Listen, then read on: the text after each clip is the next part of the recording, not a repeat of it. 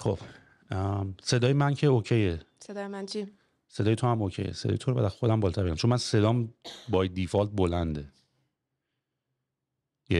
یه چیزی بگو. کلا چند روز صدام گرفته، امیدوارم خیلی نه نداشته باشم توی اپیزود. نه ردیفه. الان اوکی؟ آره. شروع کنی. خوبی لنا؟ خوبم. روبرایی؟ آره مرسی. اولین سوالی که می‌خواستم واقعا ازت بپرسم که ازت پرسیدم ولی پشیمون نیستی برگشتی ایران؟ نه اصلا.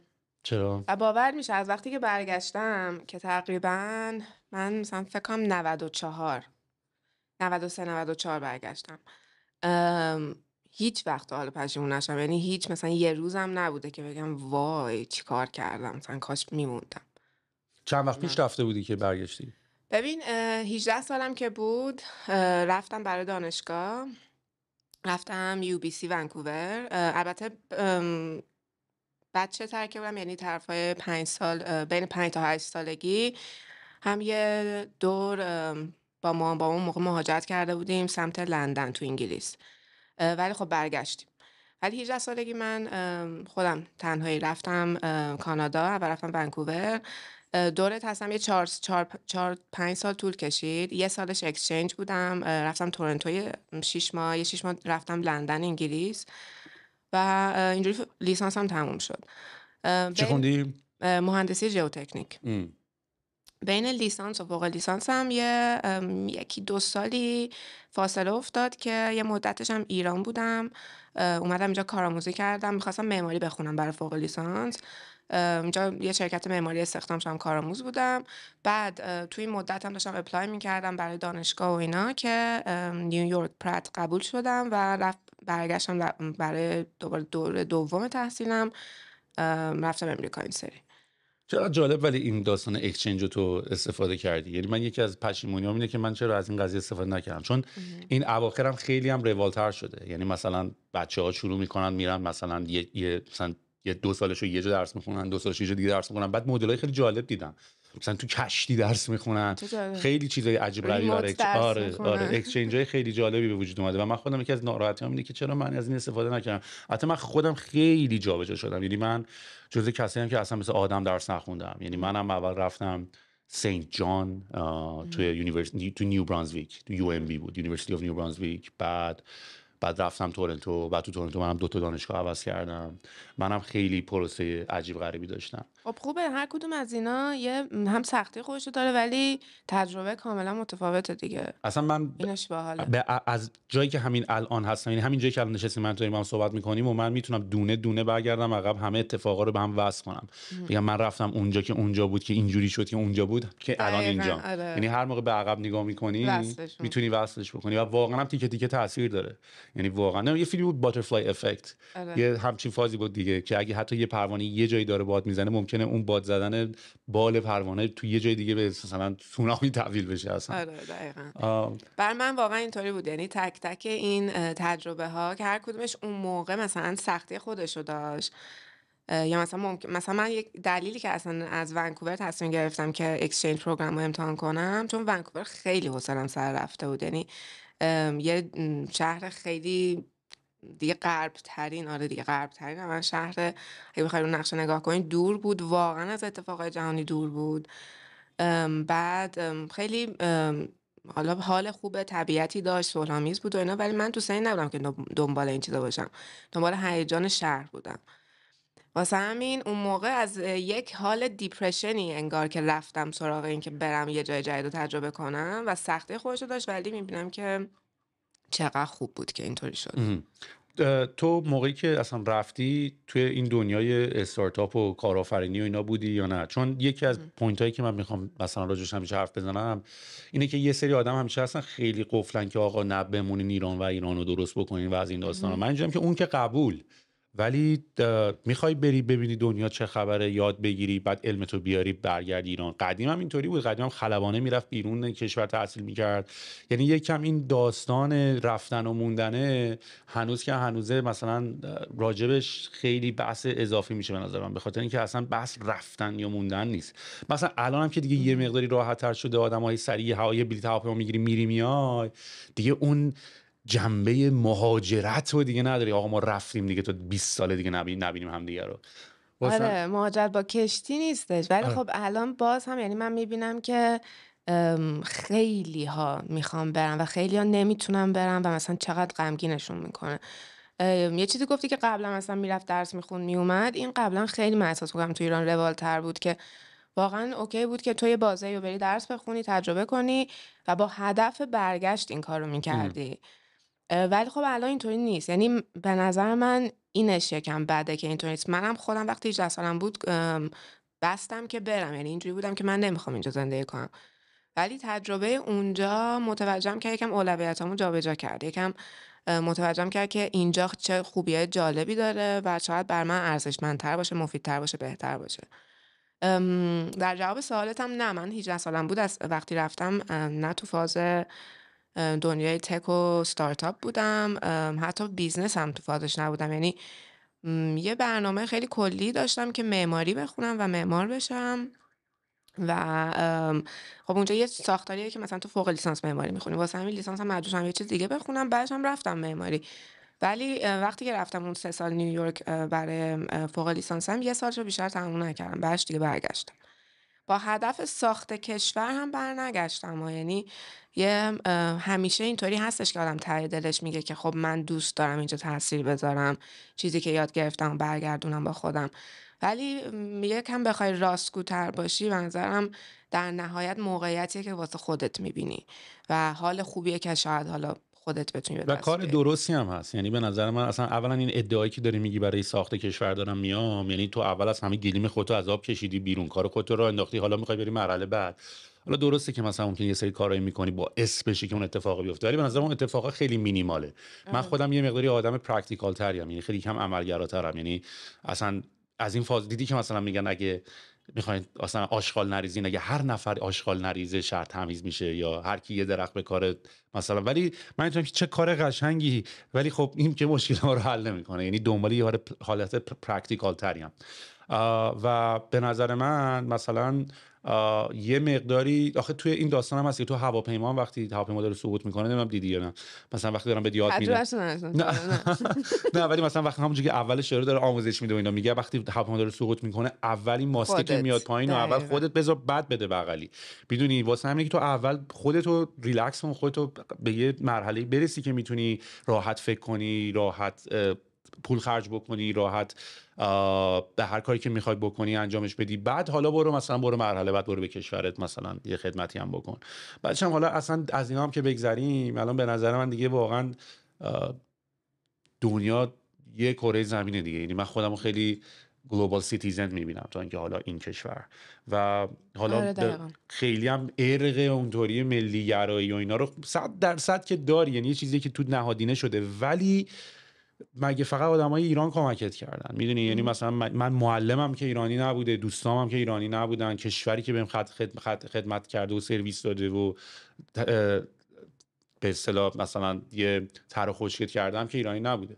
میدونی مثلا حالا واسه چی اینی که حالا ایرانیه اونی که، میدونی یه حالتیه که یه مقداری هم گلوبال سیتیزن طور دارم به قضیه نگاه میکنم دیگه. یا مثلا تمام این چیزایی که یاد گرفتی آنلاین مگه ایرانی بودن؟ یعنی ما الان دیگه اصلا نمیشه گفت که حتی اگر تو 100% زندگیت اینجا بوده باشه، تو فقط مدیون دیولپمنتیه که اینجا اتفاق افتاده. اصلا اینطور نیست، دانش همه جا داره میچرخه. منم خیلی باهات موافقم، ولی خب یه مسئله‌ای که هستش اینه بحث مرزاست. یعنی مثلا من پاسپورت جای دیگه به جز ایران ندارم، نمیتونم به راحتی برم جای دیگه زندگی کنم، ولی خودم رو اینجوری گلوبال سیتیزن دوست دارم ببینم که جایی که میخوام زندگی کنم الان اینجاست. اینجا زمینشو دوست دارم، دوستم بتونم یه روزی از تهران برم توی طبیعت زندگی کنم. اونجا احساس میکنم من تو طبیعت با یه اینترنت دیگه خیلی گلوبال تر ممکنه بشه. حالا یه مقدار شاید محدودیت‌های ایران بودن رو داشته باشه، ولی به هر حال فکر کنم وقتی وصل باشی، آنلاین باشی، تقریبا میشه گفتش که گلوبالی دیگه. آره. حالا داستان پیاده رو برام تعریف می‌کنی؟ من یکی از اتفاقا پیاده چون تو بعد ما شروع کردی، بعد ریحون شروع کردی یا قبل ما چون شروع کردیم تو بودی، ولی بعد از ما فکر کنم اومدی. من 2014 شروع کردم. ببین اتفاقا من میخواستم بگم ما شروع کردیم شما بودیم واسه همین فکر کنم یه جورایی آره همزمان میگم ما بود. اول شروع آره کردیم. شما اول شروع کردین. آره 100%. چون من یادم یکی دو تا از دوستامم اونجا بودن. داریوش ریحون بود. آره من ازش مثلا یه سری سوال میپرسم شما بودین. ببین پیاده با یه هدف نه این بودش که بیاد مثلا بخواد ادامه یه ستارتاپ باشه یا حتی بیزنس باشه. بیشتر اون موقع برای من و کسایی که اون موقع داشتیم راه اندازیش میکردیم حالت یه پروژه بود و این حالا داشت که خب ما یه گپی دیده بودیم که آدم تو ایران یه شهر باحالی دارن، شهرهای جذابی دارن، از اون طرف خیلی هم کارها میشه تو این شهر کرد، ولی خب متاسفانه حالا به خاطر یه سری دلایل این اینتراکشن خیلی کمه و این اینتراکشن اگه باشه میتونه خیلی مفید باشه هم برای شهر هم واسه خود آدم و ما رو اومد سعی کردیم که این گپ رو کمش کنیم. روشمون هم این بودش که نشون بدیم که چیزهای جذاب شهر چجورین، چیان، کجان، چجوری میشه بهشون دسترسی داشت و یه مقدار هم دیدمون رو مثبت کرده بودیم، دیدمون رنگی کرده بودیم، یعنی واقعا فوکس بودیم فقط رو نقاط مثبت تهران. خب از تهران هم شروع کردیم، ما هیچ وقت از تهران بیرون نرفتیم. به خاطر اینکه ابزاری که میتونست به ما کمک کنه که مثلا نشون بدیم لوکیشن ها کجاست که مردم یه مقدار دسترسیشون راحت تر بشه، اون موقع مثلا گوگل مپ یا مثلا من نیویورک که بودم یه اپی نیویورک تایمز داشت که لوکال مثلا چیزای جذاب لوکال رو لیست کرده بود. خیلی هم اپش ابتدایی بود ولی مثلا اون یکی از بنچمارک هایی بود که وقتی ما پیاده رو شروع کردیم به نظرم اومد که اون خیلی میتونه کاربردی باشه. واسه همین ما تصمیم گرفتیم که اپ راه اندازی کنیم، گرچه که اینستاگرام نقطه شروعمون بود و خیلی هم خوب داشت کامیونیتیمون تو اینستاگرام شکل میگرفت و این اپ ما رو عملا انداخت توی داستان دنیای استارتاپ و اینا و طی لایف تایم پیاده که الان تقریبا میشه گفت 7 ساله که هستش خیلی دگردیسی ها رو تجربه کرده. یعنی از اون پروژه کوچیکی که روی اینستاگرام که تو بخوای شهر رو نشون بدی، بعد ما بهش اپ اضافه کنیم، بعد بخوایم متوجه شیم، یعنی خودمون دانشمون افزایش پیدا کنیم، متوجه شیم که میتونیم در راستای سمارت سیتی رو یه مقدار ببریم جلو. وقتی که به بحث سمارت سیتی فکر کردیم کلا خب یه چند سالی بود که من توی کامیونیتی استارتاپ ها بودم. اکسپوژر این کامیونیتی به من یه سری چیزا یاد داده بود، راه و روش ها و فریم ورک های کاری رو یاد داده بود که در اون زمان متاسفانه یا خوشبختانه بیشتر فکر کنم متاسفانه تصمیممون این بودش که یه مدت از این جنس استارتاپ ها باشیم که رونیومون رو بندازیم عقب و اینوستمنت رو بگیریم بریم جلو. یکی از بنچمارک هامون هم خب فورسکوئر بود که اونم خیلی اینجوری موفق شد. یعنی عملا اون از طریق رونیو تبلیغاتش هیچ وقت سودده یا مثلا عملا به پروفیتبل نشد، ولی بعد حالا اینوستمنت بود و بعدش هم دیتا سرویسش بود و این داستانا. ما یه مدت اون بحث سمارت سیتی و اینکه بخوایم دیتا جمع کنیم و اینوستمنت بگیریم و بعد دیتا رو بیایم بعداً به نوع دیگه مانیتایز کنیم و حالا در کنارش رونیو تبلیغات رو هدفمون گذاشته بودیم. اینوستمنت هم موقع شرایط کشور هنوز خوب بود. این دوره آخر در واقع دوره آخر که مثلا تحریم‌های ترامپ اتفاق نیفتاده بود. چیزی هم که من متوجه شدم در کشوری که در حال رشد اقتصادیه اصولا بیزنس هایی که اینوستمنت میخوان بگیرن، اینوستمنت هویان، میتونن کار کنن و اصولا مثلا کالچر های مثل استارتاپ ها اگر توشون چیزایی باشه که حالا به اصطلاح حبابی شکل میتونن بگیرن، ولی وقتی که همون جامعه همون کشور مثلا میره تو رکود، همه شروع میکنن زیر سوال بردن یه سری حقایق و تازه واقعیت ها در میاد که آیا واقعا مثلا والویشن فلانجا و اینه، آیا واقعا مثلا باید انقدر به تعویق بندازی تو مثلا درآمدزایی تو و مثلا بیای اینوستمنت بگیری، اصلا آیا واقعا بهت اینوستمنت میدن یا نه. چون خیلی جالب ما مثلا چند تا راوند اینوستمنت قبل از اینکه رکود اقتصادی بشه با موفقیت تقریبا داشتیم تموم میکردیم. البته خودمون هر سری به دلایلی حالا چه درست چه غلط راوند رو اکسپت نکردیم، ولی در زمانی که تحریما شروع شده بود 98 بود و رکود اقتصادی داشت اتفاق میافتاد خیلی سخت شده بود اینوستمنت گرفتن، ولی تازه شرایط بهتری از قبلم شده، یعنی بیزنس مدلمون خیلی منطقی تر شده بود. خلاصه پیاده همونطور که گفتم خیلی پیوت ها، خیلی دگردیسی مختلفی رو تجربه کرد. خیلی همیشه استارتاپ دوست داشتنی بوده به خاطر حالا هم یه چیزی که من همیشه گفتم اینه که چیزی که از دل در میاد به دل میشینه و خب ما و آدمایی که این تیم پیاده از همون ابتدا تا الان واقعا برای خدمت به شهر و شهروندها همیشه داشتیم کار میکردیم و خب یکی از مشکلاتی هم که داشتیم بحث همین رونیو بود که خیلی همیشه چیز فوکس اصلی ما نبود و خب این باعث شدش که نتونیم اونجوری که میخوایم پایدار و کانسیستنت بریم جلو. خیلی چیزا میشه در موردش گفت. یکم دقیق‌تر بهم بگو دیگه چی بهت بگم. اول از همه چقدر کلمه‌ها رو خوب استفاده می‌کنی، یعنی مثلا همین پیوت دگردی دی و نمیدونم نمیدونم حالا شاید بخاطر اینکه با آدمای خیلی زیادی داشتی صحبت می‌کردی و اینا، یعنی احساس کنم کار شده روی اینا. ببین 7 ساله الان برگشتم ایران. قبلش که خب نه واقعا ادبیات من در حد ادبیات دبیرستان بود، ولی نه دیگه نمیدونم چی بگم.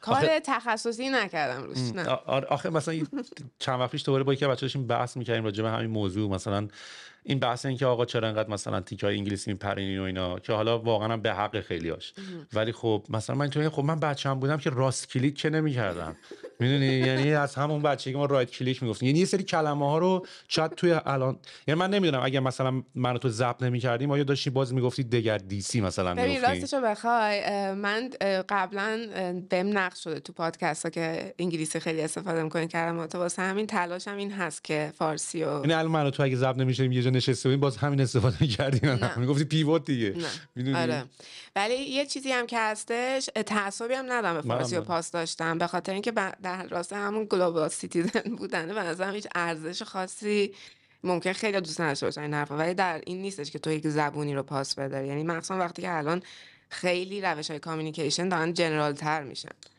آره دیگه، اصلا یه وسیله ارتباط برقرار کردنه، یعنی اگه بخوای از این حاشیه‌اش یکم بری بالا که حالا این درسته یا اون درسته، این وارد این بازی درست و غلط شدن به نظر من همیشه یه اشتباه خیلی بزرگه. همون داستانی که دارم بهت میگم، یعنی عملگرایی، پرکتیک، کدومش کار میکنه. حالا شاید یکی نمیفهمه، من مجبورم حالا استانداردمو عوض بکنم، یه جور دیگه صحبت کنم که با تو بتونم رابطه برقرار کنم. راجب پیاده، تو وقتی داشتی یعنی تو تصمیم گرفتی بیای ایران یه همچین کاری بکنی یا نه اول برگشتی یا موندی اینجا گفتی حالا یه استارتاپ تور بزنی؟ من خب گفتم دوره فوق لیسانسم 3 ساله بود، تابستونش برگشتم ایران. پیاده رو سال قبلش با یکی از دوستام ایدهش رو استارت زده بودیم، البته اسمش اینتو تهران بود اون موقع، یه بلاگ بود بیشتر، ولی به هیچ جا نرسوندیمش. من اون تابستون که برگشتم دوباره روش کار کردم، قرار بود دوباره برگردم دانشگاه، ولی دیدم نمیخوام، یعنی اصلا دلم نمیاد چیکارش کنم، الان خیلی جای جالبی بهش رسیده. گفتم 1 سال مرخصی بگیرم اینو به یه جا برسونم برم، ولی نشد دیگه برگردم. یعنی خب عملا بعد از 1 سال دیدم که اصلا نمیخوام برگردم و این ایدهشو ولی پس 100% از من گرفت، چون مثلا ما هم تو تورنتو بلاک تور رو داریم که مثلا آره بلاک تیو رو داریم که مثلا خیلی چکش میکنیم و اصلا نیوزلترها چه روز میگیم، یه جورایی آپدیت خبری رو از اونجا میگیریم.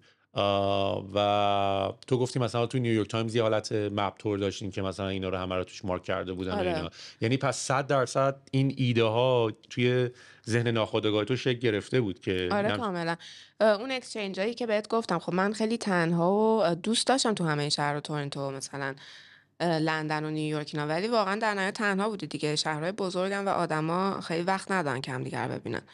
اونجا خیلی به من لوکال گایدا کمک کرد، یعنی حالا تازه اپ های مثل گوگل مپس و اینا داشتن راه میافتادن، ولی بلاگ و وبسایت مثلا گاردین یه سری بلاگ های باحال داشت، یا همین بلاگ تیو، یا دیگه نیویورک که بودم اپ راه افتاده بود حسابی، مثلا همین اپ نیویورک تایمز. اینا خب قشنگ به آدم این آزادی رو میدادن که تو بدون وابستگی به افراد اونجا بتونی هر جوری که میخوای کنجکاوی کنی و بچرخی تو شهر. ابزار خیلی خفنی بود. تهران هم نداشت اینا رو، از اون طرف کلی جا داشت که آدمو برن، آدمو نمیدونستن.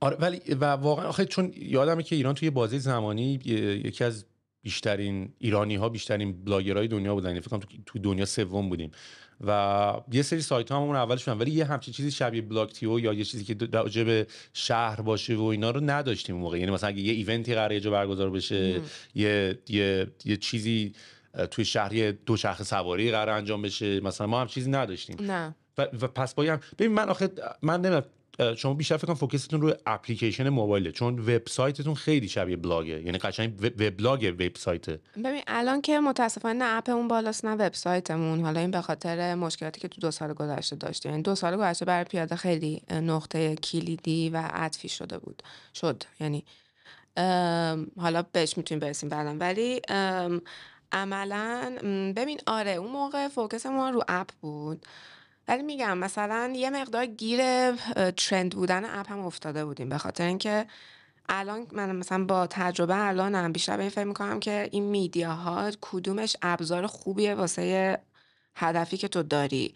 مثلا الان به نظر من برای پیاده فعلی اپ به دردش نمیخوره. مثلا در بهترین حالت یه وبسایت میتونه براش خوب باشه. تازه تو ایران مردم از وبسایت استفاده نمیکنن اونقدر، یعنی شاید روش‌های دیگه باید بهش فکر کنیم. ولی هدف ما اون موقع که ما شروع کردیم فورسکوئر بود، اما مسئله اصلی این بودش که به غیر از بحث ابزار مردم اصلا خیلی فرهنگی درگیر تعامل با شهر نبودن. یه لایه جوونایی شروع کرده بودن یه مقدار با اومدن آزادی‌ها و رنگی شدن شهر رو، مثلا مرکز شهر که داشت حالا جنتریفاید میشد، یعنی اینکه بازآفرینی میشد و کلی اتفاقات جدید توش میافتاد.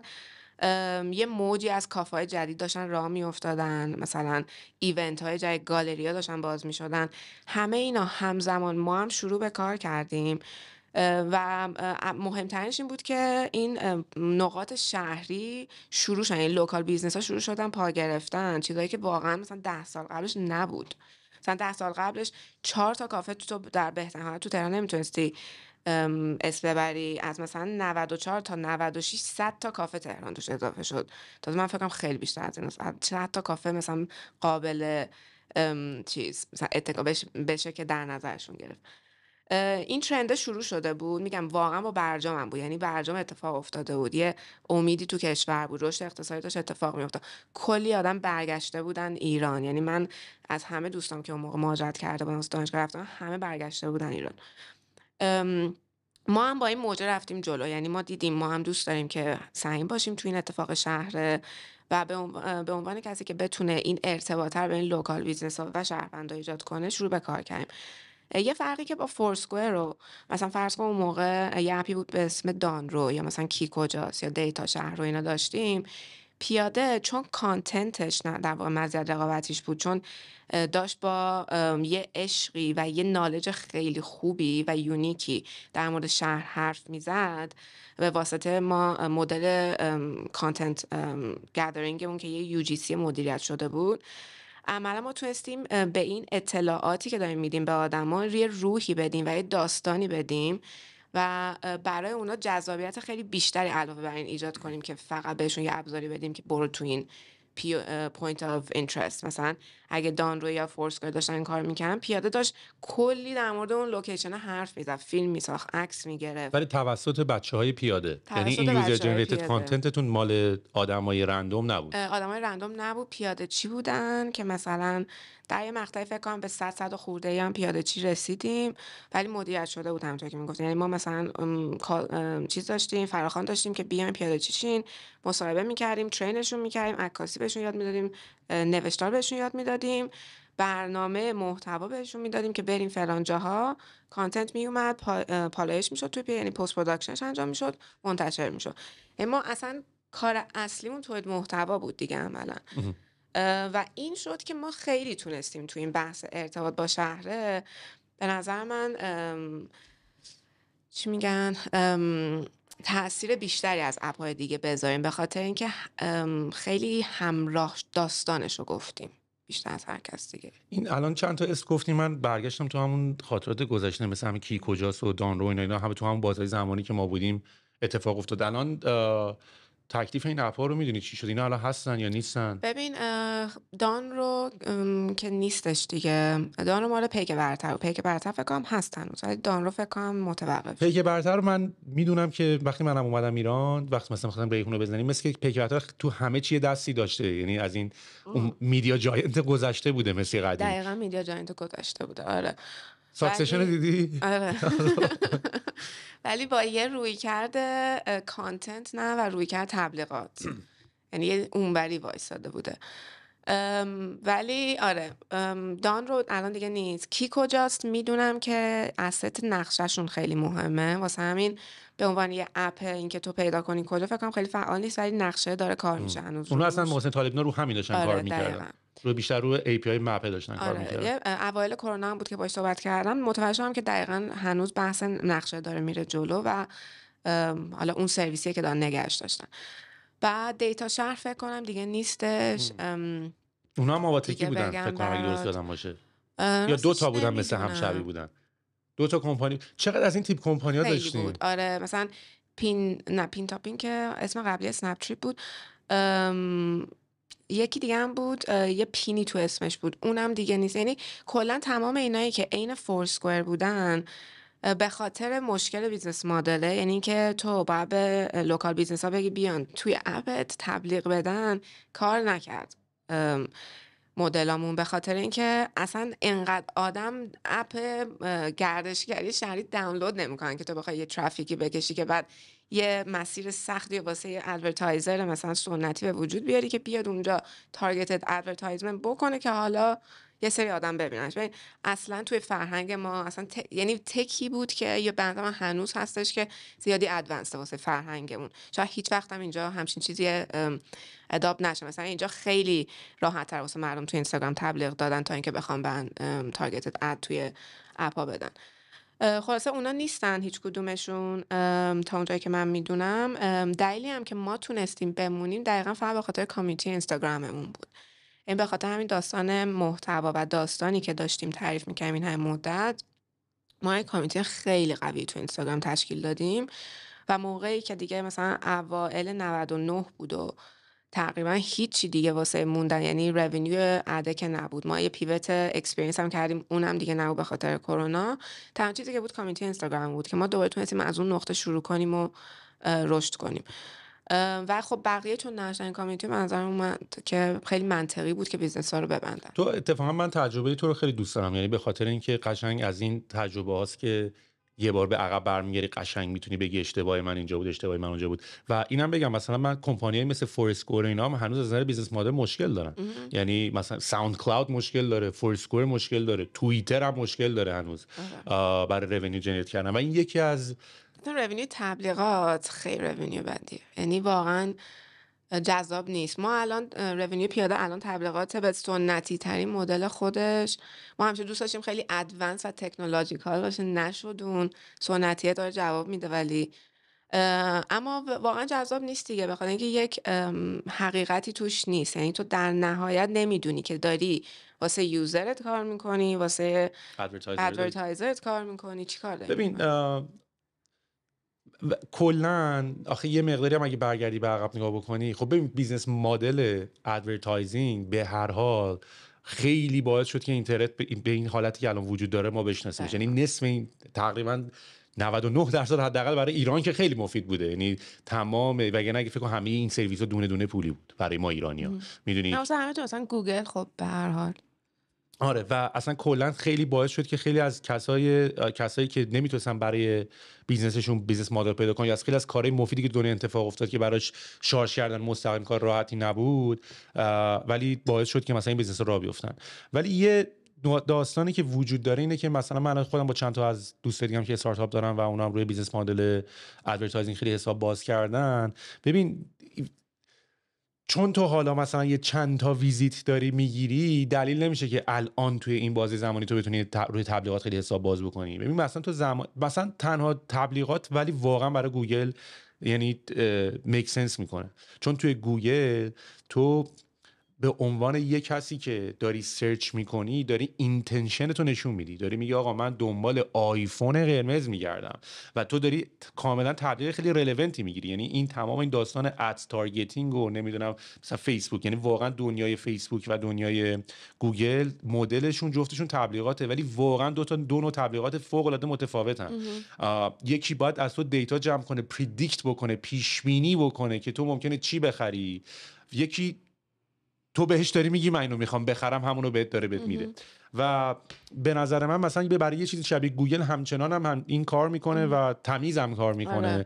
ولی برای خیلی ها من الان دارم میبینم که من الان چند تا دوستان دارن استارتاپ راه میکنن، فقط و فقط دارن به چیز به فکر میکنن، به تبلیغات. و ببینیم مدل وقتی نیست تبلیغات. آره. خب ولی تو کی میتونی به تبلیغات فکر بکنی؟ زمانی که ریتنشن داری، زمانی که تو یوزرات هی دارن برمیگردن تو نمیتونی، تو خودت داری برای اون ترافیک پول خرج میکنی. میدونی، یعنی تو اگه میخوای یه ترافیکی بریزی رو سایتت، مثلا بگی آقا من 1000 تا ماهانه مثلا دارم میان روی سایت من پس بابت 1000 نفری که میرسیدم شارژ میکنم، تو خود بابت اون ترافیک داری هزینه میکنی.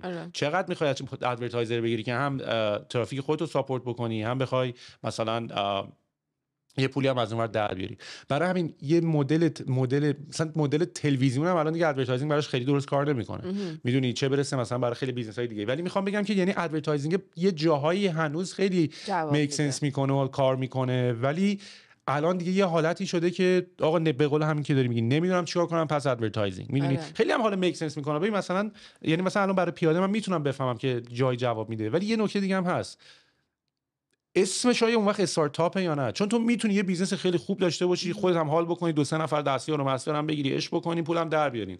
ولی معنای استارتاپ به معنای اینکه تو یه پروداکت مارکت فیت پیدا میکنی، یه جای خوب پیدا میکنی، یا خودتو میندازی وسط یهو اسکیل میکنی و دیگه معنی نمیده. یعنی چیزایی که مثلا خود من یاد گرفتم و مطمئنم که تو هم الان مثلا از اون سمت داری بهش نگاه بکنی. ببین خود گوگل به طور میانگین 80، یعنی تو بری توی چیز نگاه بکنی، توی ویکی‌پدیا گوگل نگاه بکنی، داره هی استارتاپ های مختلفو داره کیل میکنه. شاید تو یه چیزی گوده رو یادته، یه زمانی مثلا یه چیزی بود گوگل ریدر، RSS ریدر بود، ایرانیا خیلی از اونجا شروع شد. یعنی هنوز سوشال نتورک به معنی الان نبود. یه جا رو ایرانیا یوتیلایز کرده بودن به اسم گودر که خیلی جای باحالی بود. RSS همه این بلاگا فیداش وصل شده بود و همونجا میتونی کامنت بذاری، یا حالت سوشال نتورک شده بود. و یه پروداکتی بود که ایران مثلا تریکونده بود، یعنی خیلی یوزیجش بالا بود. بعد اونو کشت، یا گوگل ویو کشتن، یا یعنی تو کلی ایده میبینی که at the end of the day باز گوگل میره میکشتش. و بعد من خودم برام این سوالو پیش اومد که اینا که استارتاپ‌های موفقین، باز اینا رو هم دارن کیلشون میکنن، باز اینا رو هم دارن میکشن. بعد اونجا بود که من به این نتیجه رسیدم که آقا هر ایده‌ای حتی اگه باحالم باشه، حتی اگه کارم بکنه، حتی اگه همه چیش هم منطقی باشه، باز شاید ایده خوبی برای اینکه بعداً 5 سال 6 سال 7 سال وقتشو بذاره نباشه. و ما الان یواش یواش این تندنسی رو داریم که اگه یه ایده‌ای یکم اینجوری که چه ایده باحالی برام بزنم، شروع می‌کنیم ایده رو. و من الان دیگه اون سمت نمیرم. یعنی مثلا من خودم آدمی بودم که یه ایده باحال که بود گفتم چه ایده باحالی و کارم میکنه و کار هم میکنه ها، ولی کار کردن لزوما معنیش نیست که میتونه بیزنس باشه، میتونه استارتاپ باشه، میتونه پول زیاد در بیاره. آره کار میکنه. وینم هم کار میکنه. هدفت چیه؟ یعنی مثلا من وقتی که پیاده شروع شد، خب هدف ما اصلا اقتصادی نبود. در طی دگردیسیاش فهمیدیم که اگه نباشه بدبخت میشی، روی من دگردیسی دور خودت بچرخ. نه ولی کلمه درستیه، یعنی قشنگم. ولی عملا مثلا الان با یه بیزنس جدیدی که راننده کردم، خب هدف ما کاملا پرافیت بود. یعنی اصلا پول در آوردن نه، پرافیت داشتن بود. که خب اون وقت تو مثلا میگی که خب خیلی مشخصه، میک سنس میکنه که حالا بری به قول تو دنبال این ایده یا نه. ولی بحث پیاده الان، یعنی پیاده کلا هیچ وقت میگم اینجا نبود که واسه سهامدارش بخواد پول در بیاره.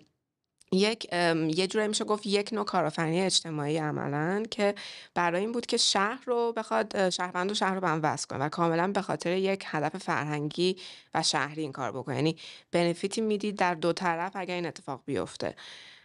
و الان هم که در واقع سودده و داره میچرخه و خیلی هم اتفاقا چشم انداز رشد خوبی از همین بیزنس مدل ادورتایزمنت داره. حالا معلوم نیست این تا 5 سال دیگه است، 10 سال دیگه است، 20 سال دیگه، این مشخص نیست، ولی مثلا از الان تا 1 سال دیگهش معلومه که میتونه به کدوم سمت بره.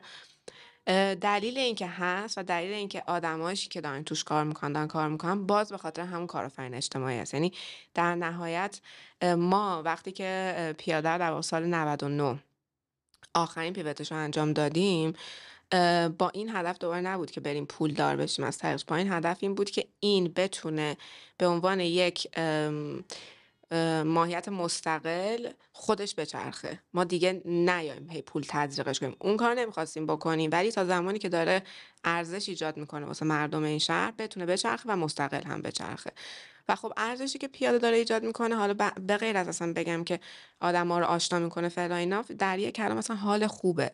یعنی این فیدبکیه که ما از کامیونیتیمون میگیریم و چیزیه که اصلا خیلی سالم داریم متوجهش میشیم، رصدش کردیم. درسته که ممکنه مثلا یک کار ملموس دیگه داریم میکنیم، ولی نتیجهش در واقع این شده که مردم گهگداری به واسطه پیاده حالشون خوب میشه. حالا چه با دیدن کانتنت ها و پستاش، چه با اینگیج شدن باهاش در شهر، و این برای ما خیلی ارزشمنده در همین حدی که تو هست. یه آپدیت پس میدی الان اصلا از استاتوس بیزنستون؟ الان پیاده اکتیو نیست؟ اگه نیست با اپ نیست؟ یعنی آره حتما. اصلا چند نفرین پول داری در میاری، کار داری میکنی؟ آره حتما. ما خب داستانه اولو که گفتم، برای اینکه بتونیم یه ربطی هم بدیم به اینکه الان کجاییم، عملا سال 98 خیلی سال سختی برای ما شد. ما خیلی برن ریت بالایی داشتیم، رونیو تقریبا اصلا نداشتیم، و یکی از یه چیز تو پرانتز بگم، یکی از خاصیت‌های این رونیو مدل ادورتایزمنت اینه که تو چاره‌ای نداری جز اینکه یه مدت خودت تزریق کنی و بعد ازش برداشت بکنی، بخاطر اینکه خب ترافیک نداری. و این توی به نظرم بستر اقتصادی ایران کلا خوب نیست که تو بیزنساتو تا یه مدت زیادی هی بخوای تزریق بکنی تو بیشتر برنایتتون روی هد کانت و آدما و حقوق بود؟ آره دقیقا. و اتفاقی که افتاد این بودش که ما اون سال یه پیوت هم، حالا واسه اینکه ادورتایزمنت داشت کار نمی‌کرد، یه پیوت کردیم سمت اکسپریانس فروختن، یعنی یه مارکت پلیس اکسپریانس شدیم و اکسپریانس تفریح توی تهران و شهرهای دیگر می‌خواستیم بریم، مثل Airbnb experiences. که خب اون پیوت عملا یه جورایی میشه گفت اون موقع که شما داشتین کارو می‌کردین ایربی اکسپریانس نبود؟ چرا بود؟ خودش 2 سال شکل. دقیقاً 2 سال بود. 2-3 سال بود که تازه اومده. که اون خورد به کرونا. حالا ولی اتفاقی که برای ما افتاد، ما اون سال نتونستیم ریس کنیم. دلیلش در لایه سطحی به نظر میرسه به خاطر دقیقاً اون هفته‌ای بود که ما اینوستورامون کلا خوب و خوشحال همه تو صف و ترم شیت داده بودیم، توافق نهایی داشت میشد و اینا، و خورد به قطعی اینترنت و بعدش ماجرای بعدش. ما یه اینوستور انجل داشتیم از 2-3 ماه قبلش که اون اینوست کرده بود تو ما، منتظر بودیم ویسی همراه شه. این ویسی بک هاف کرد، گفت نمیام بعد از اون قطعی اینترنت. حالا دلیل سطحیش میتونه این باشه ایرانی که بودن؟ ایرانی بودن، آره هنوزم هستن. هنوزم ایرانی چیز میتونه یکی از دلایلش میتونه این باشه که آره چون حالا شرایط شما بچه، ولی واقعیتش این بود که بیزنس ما بیزنسی نبودش که تو بخوای در اون شرایط اقتصادی روش ریسک بکنی. مثلا خیلی منطقی بود. مشکل از بیزنس مدل ما بود، مشکل از هزینه‌های ما بود، مشکل از راه و روش اصلا بیزنس ما بود. یعنی در نهایت تا بگم تمام تقصیر میشه گفت روی من بود. حالا برای تیمی بودیم داشتیم این کار میکنیم، ولی تو وقتی مدیر عاملی مسئولیت تامو داری. اگه تقصیر تام نباشه تقصیر توه. آره دقیقاً. و ما خب نتونستیم اینوستمنت بگیریم، با اون هد کانت بالا مجبور شدیم تعدیل کنیم. 2 تا تعدیل خیلی جدی سختی داشتیم که خیلی اذیتمون کرد.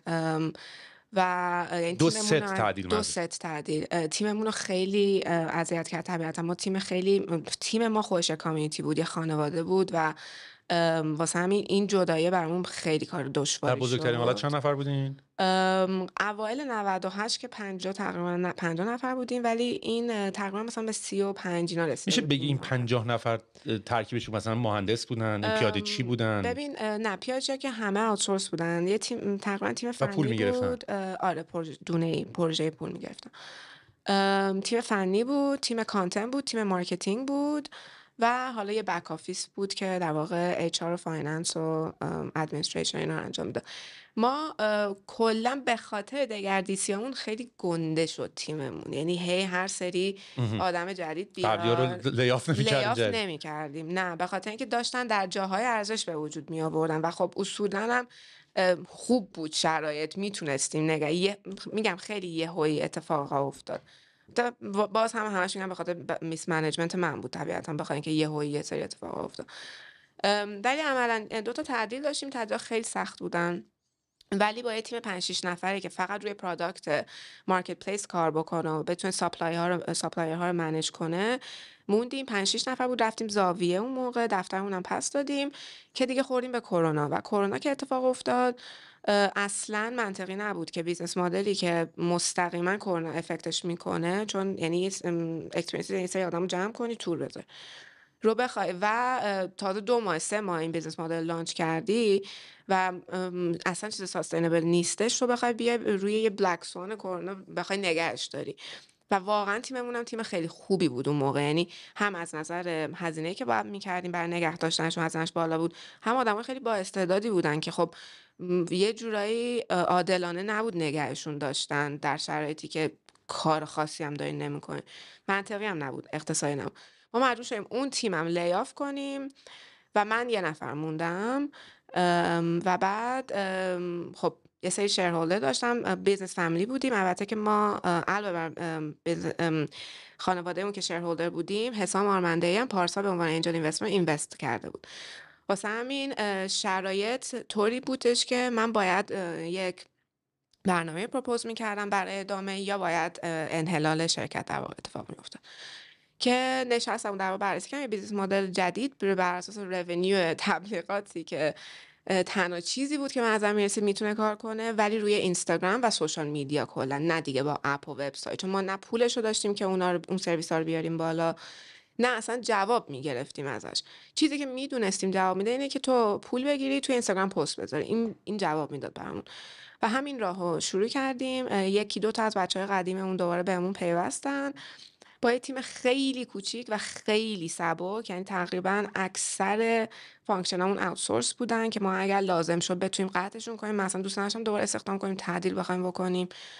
و خب خیلی چیزا یاد گرفتیم دیگه تو این 2 سالی که عملا با بیزنس رو با یه بیزنس بعدی که برندش الان یه برند دوست داشتنی بود ولی حتما تحت تاثیر قرار گرفته به خاطر این هم تعدیل و هم شکستایی که داشته. حالا میخوای حفظش کنی، کرونا هست، مشکلات اقتصادی هست، هیچ پولی نداری. به هر حال ولی شد، یعنی ما تونستیم که نگهش داریم ریز پیاده. اون مثلا اون اوایلش دوباره اینگیجمنتاش خیلی داشت میرفت پایین، همینجوری داشتیم فالوور از دست میدادیم، ولی استقامت کردیم و تونستیم که رصد کنیم چی خوبه چی کار نمیکنه. اومدیم بالا. همون مثلا 6 ماه بعد از شروع کردیم تبلیغاتمون رو پول گرفتن و مثلا تقریبا 1 سال بعد از اون سودده شدیم ماهانه، چون ما خب خیلی قبلش خرج کردیم، یعنی اینجوری نیست که بیزنس کلا پروفیتبل شده الان. الان تیممون یه تیم 5 نفره، در واقع 6 نفر تمام وقتن. علاوه یه سری بچه‌هایی که من باشون پروژه داریم کار، یعنی اوتسورس، مثلا تمام تیم تولید محتوای ما اوتسورسن، تیم خودمون مدیریت تولید محتوا رو انجام میده.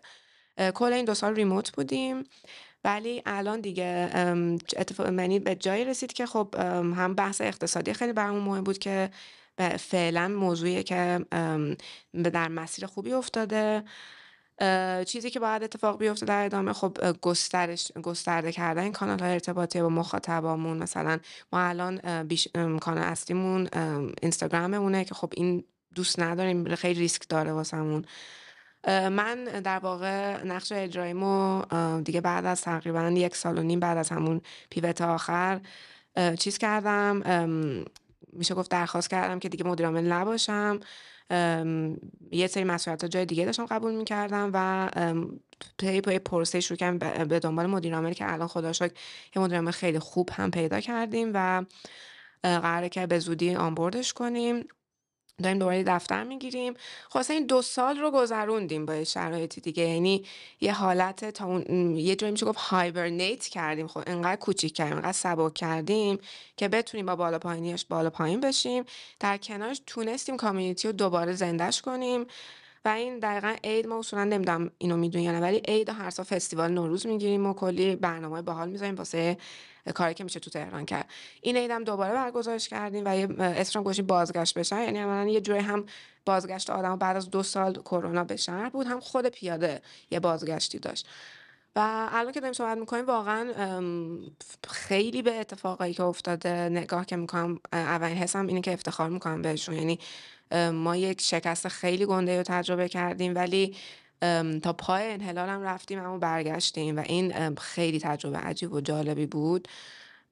و الان جایی که وایستادیم با اون تجربه، یعنی به نظرم یکی از مهمترین چیزایی که ما یاد گرفتیم بودش که راه و روش بیزنس کردن واقعی رو حالا نمیخوام بگم ستارتاپی به معنای اینکه اون بده، ولی ما فرهنگ اشتباهی رو حداقل داشتیم میبردیم، نه فرهنگ سازمانی اشتباهی، یعنی راه و روش بیزنس استارتاپی اشتباهی داشتیم در پیش میگرفتیم. و الان خیلی واقعی تر داریم برنامه میچینیم، مخصوصا توی کلایمت ایران که میدونیم تو نمیتونی واقعا بیای 5 سال برنامه بچی، 3 سال، حتی 1 سال هم نمیتونی و خیلی کوتاه مدت تر کردیم اهدافمون رو، خیلی بهتر روش جواب گرفتیم. و با تیمی که الان هستش و مدیر عامل در واقع لیدر جدیدی که داره به تیممون اضافه میشه و چشم اندازی که داریم، به نظرم پیاده خیلی میتونه به جای خوبی برسه، به یه بلوغ نسبی رسیده و معلومه که تکلیفش چیه. تکلیفش اینه که میدیا شهر تهران باشه و هم اطلاعات رو بده، هم انترتینمنت رو پروواید کنه. فعلا تهرانیم، حالا اگر بخوایم به جای دیگه بریم نمیدونیم آیا این اتفاق میتونه بیفته. واقعا من اصلا دیگه نمیتونم پلنه پادکست. چرا پادکست صبح مثلا مثلا من خودم بلاک تو هم فکر کنم یه پادکست صبح داره، یعنی یه اخواب که پاشی یه کچاپ با شهر بکنی و همینجوری که داری صبحونه درست میکنی و اینا یه چیزی هم تو گوشت باشه. چون الان قبلا هدفونا اینطوری بود، میدونی، یه سیم و چیزی گنده و اینا. الان این ایرپادزا که حالا مثلا حالا واردش نمیخوام بشم، ولی من واقعا فکر میکنم برنامه سیری و اپل و بقیه کمپانی و اینا اینه که واقعا فعلا ای آی داره میره تو گوشت و دیگه یه پارتی از گوشت، یعنی احتمالاً یکم دیگه بعداً نخواهی درش بیاری بکنی تو، ولی اسیستنتی همیشه باهاته. و من فکر میکنم که الان مثلا یه اتفاقی که افتاده اینطوریه که مثلا من اگر یه چیزی راجع به تهران باشه، چیز فان راجع، واقعا چیز فان راجع به تهران، مثلا در حد مثلا بایت توری آدیو بایتس باشه، مثلا بتونی مثلا 5 دقیقه 10 دقیقه یه کچاپ سری بکنی و رادیو پیاده. آره جز آرزوهای همیشه ما بود رادیو پیاده. ببین اتفاقا پادکست رو پارسال شروع کردیم، یعنی راه اندازیش نکردیم، ساختش رو شروع کردیم، نتونستیم انجامش بدیم با اون یعنی حال ساختاری که بود، ولی جز برنامه‌های سال آیندهمون هستش. یعنی موضوع اینه که یه سری کانال‌های هستن، مثلا حالا تو اینستاگرام داری، توییتر داری، سوشال میدیای دیگه هستن در کنارش، یوتیوب، پادکست، خبرنامه است. اینا خیلی روش‌های خوب ارتباط با مخاطبن که مثلا تو الزاما نیاز به وبسایت نداری، ولی خب به هر حال مثلا ما باید وبسایت هم بیاریم بالا، چون تنها الان میدیای که عملاً رسمیت میده به کارمون و ما لازم داریم همچین رسمیتی رو. حالا اینکه اپ خواهیم داشت نشته باشه، واقعا اگر نیاز داریم به یه ابزاری که از طریق اپلیکیشن رفع میشه، نیازش ممکنه بتونیم این کار بکنیم. ولی بیشترین اسست ما الان همون کامیونیتی مونه و ارتباطاتی که با برندهای شهری و اصلا برندهایی که دارن کار میکنن ساختیم. یعنی اعتمادی که دارن به پیاده و بازخوردی که میگیرن از تبلیغات با ما خیلی بازخوردش بالاست، همش به خاطر اعتماد است. یعنی مردم اعتماد دارن، یه جایی رو میذاریم اونا میرن، اینا اعتماد میکنن، یعنی اصلا خیلی اتفاق خوبی الان افتاده. به ما نشون میده که خب خیلی جای درستی وایسای، همه رو میتونی بیاری کنار هم و همینو برو جلو و خوبه دیگه. یعنی واقعا این یه طرف.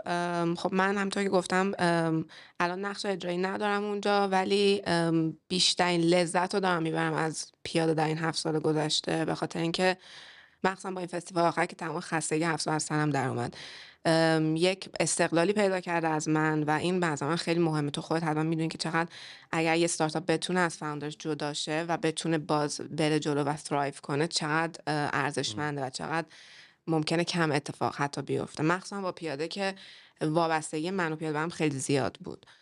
این خیلی اتفاق مثبتیه و از اون طرفم بلوغ خودش خیلی جالبیه.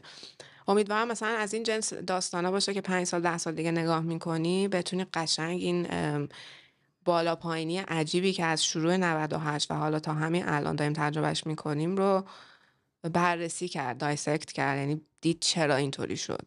داره کالبوت چکافی طورش بکنی. یه نکته که خودت گفتی که همون اولم گفتی بهش که آقا مثلا من خیلی هم ناراحت نیستم راجع به این قضیه، ولی گفتی که یکی از اشتباهات این بود که همون اول دیر شروع کردیم برای به پول فکر کردن، به پول در آوردن و این اتفاقی یکی از بزرگترین مشکلات. یعنی ما الان به خاطر اینکه قدیم مثلا یه سری کمپانی‌ها اینطوری، یعنی سیلیکون ولی تو یه بازه از زمان اینطوری بود که ایده های خیلی همون شاید دوره دات کام مثلا یه ایده خیلی خوب میومد، سری پول توش میریختن، گندش میکردن یوزر و بعد اصلا یعنی یکی از آرگومنت ها تو کتابایی که ما میخونیم اینطوری بود که حالا بعدا ما به پول فکر میکنیم و شاید واقعا تو این بازه زمانی کار میکرد، میدونی. و یه چیزی وسط صحبت توی امریکا کار میکرد. امریکا کشور کپیتالیسته و اینوستمنت هویه.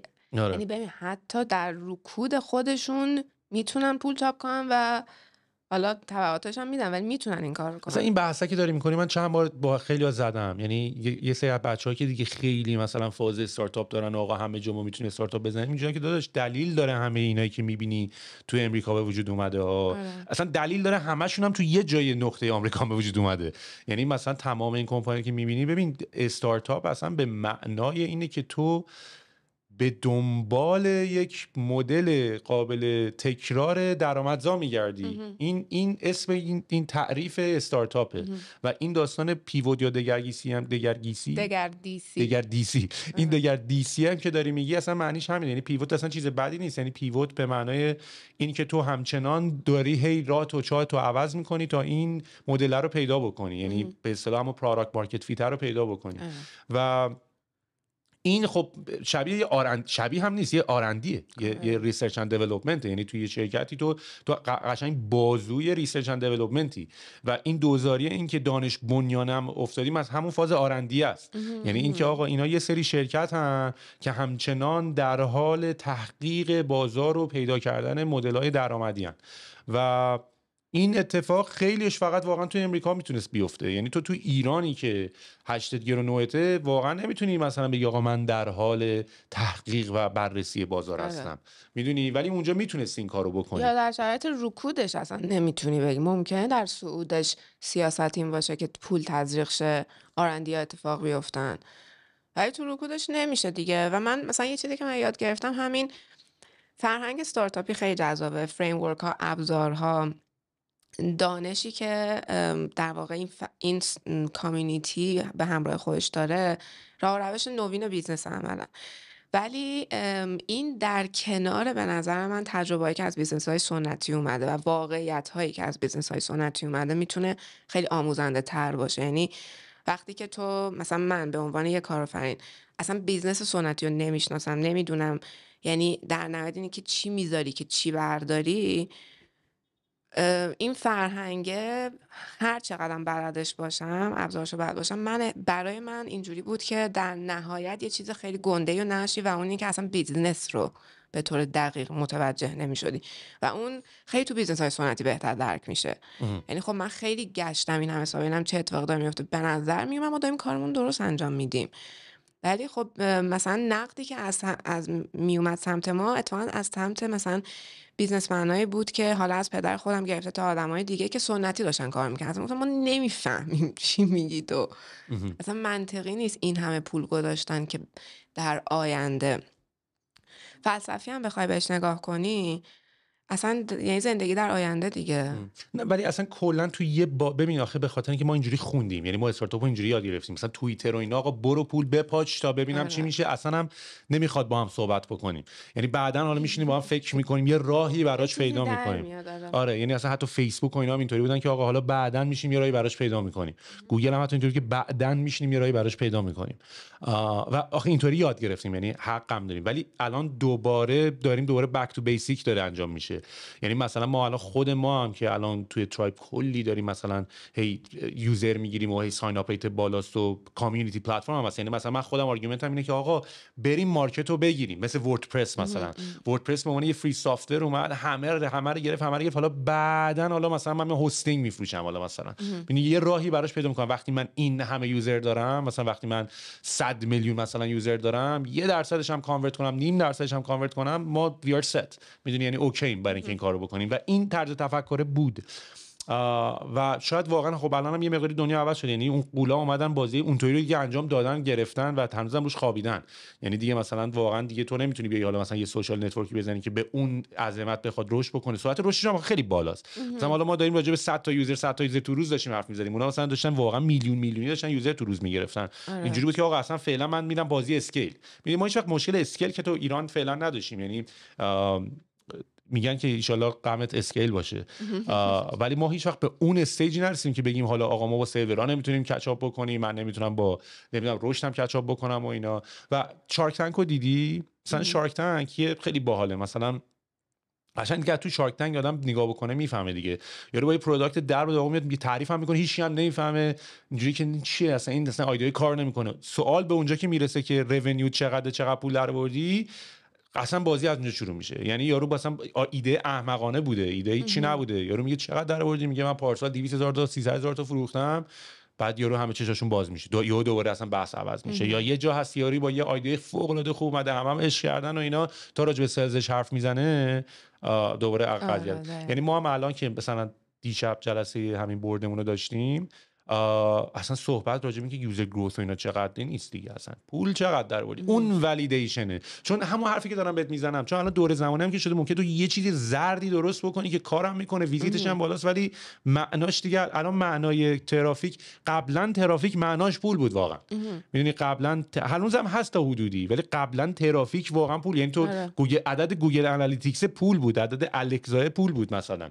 الان ولی دیگه لزوما این معنا رو نمیده. فکر کنم چند تا آخه فیلیر استوری هم بود جهانی که حالا نه فیلیر ولی حتی مثلا اون توقعی که بود اتفاق نیفتاد. مثلا هم تو پلتفرم‌های گنده مثل اوبر یا مثلا فیلیر استوری های وی ورک، کلا اعتماد مردم به تک یه مقدار کم کرد. مثلا این قشنگ تو این چند سال رصد شد دیگه. یه سری خب موندن و ادامه دادن، ولی خب این پرامیسه واسه خیلی بیشتر آدمای دیگه هم بود که بعد متوجه شدن که حالا اونایی که موفق شدن الزاماً همون یه استراتژیه که برو بگیر بعدن چیز کنه واسه همه کار نمیکنه. حالا اونا به دلیل دیگه موفق شدن. مثلا گوگل، خب به نظر من گوگل تنها جایی که صحبت تبلیغات بود که تبلیغاتش خیلی مستقیمه و کلا تو بحث تبلیغات اگر نامستقیم باشیه که یه جایی یه گیری خواهی کرد. ولی توی ایران آمازون بازی رو خوب انجام داد. ببین اون کاملا یه داستان دیگه است دوباره دیگه. اون از من فکر کنم چیز بیزنسیه که خب ترافیک تور و مثلا بعدن درآمد داشته باشیم نبود، از روز یک داشت میفروخت، و گول دات کام رو نخورد. میدونی مثلا خب اوبر و اینا هم همه، مثلا اوبر هم خیلی داشت خرج میکردی. اوبر هم یادم عددش اگه درست یادم باشه مثلا اینطوری بود که هر هفته 2 هفته فقط 6-7 میلیون دلار اینا برن ریت داشتن و مثلا آرگومنت این بود که آقا ما داریم میریم که کل شهر رو از ماشینا رو بگیریم که بعد راننده هامون رو مثلا اتوماتیک بکنیم، دیگه راننده نداشته باشیم، همه بشن مثلا سلف درایوینگ کارها بشن و اون موقع که ما مثلا هزینه‌مون رو از درایور کم می‌کنیم تازه میرسیم به سوددهی. میدونی یعنی یه همچین آرگومنتی اونا هم داشتن و هنوزم دارن. یا حتی وی ورک هم مثلا، خب وی ورک واقعا بزرگترین ریل استیت کمپانی دنیاست، بیشترین آدما توی ریل استیت اونا کار میکنن، ولی همین حرفی که داریم میزنیم اونم فاوندراش رفتن اکوزیشن اشتباهی کردن و رفتن میتاپ.com رو خریدن و یعنی رفتن اینجوری که آقا ما تو خیلی سخته توی استارتاپ بدونی تو چه بیزنسی هستی. یعنی مثلا خیلی شاید به نظر ساده بیاد ولی مثلا حتی همون وی ورکش اینجوری بود که آقا ما تو بیزنس کامیونیتی هستیم یا ریل استیت، میدونی. یا مثلا خود مثلا ریحون هم همینطور، تو آیا تو بیزنس لاجیستیکی یا تو بیزنس سفارش غذایی، میدونی. یعنی خیلی این یا پیاده حتی تو بیزنس تبلیغاتی یا چی، حال مردم خوب کردن. و این سوال خیلی ساده واقعا معلوم نیست اصلا جوابش چیه، میدونی. حتی مارک کوبن یه بار یادمه که مثلا داشت راجع به اون موقع که رفته بود دالاس ماوریکس رو خریده بود، تیم بسکتبال رو خریده بود، تیمش رو جمع کرده بود و اینا، میگفت آقا شما بسکتبالیست نیستینا، شما فکر نکنید مثلا الان پروفشنال اتلیتین رو بعد شما تو بیزنس، شما دقیقاً شما تو اینترتینمنت اینداستری هستین. آدما قراره بیان اینجا یه شب بازی رو ببینن، لذت ببرن، برن خونه‌شون، و اگه امشب بیان از بازی لذت نبرن فردا نمیان و ما بیزنس دیگه نداریم اون موقع.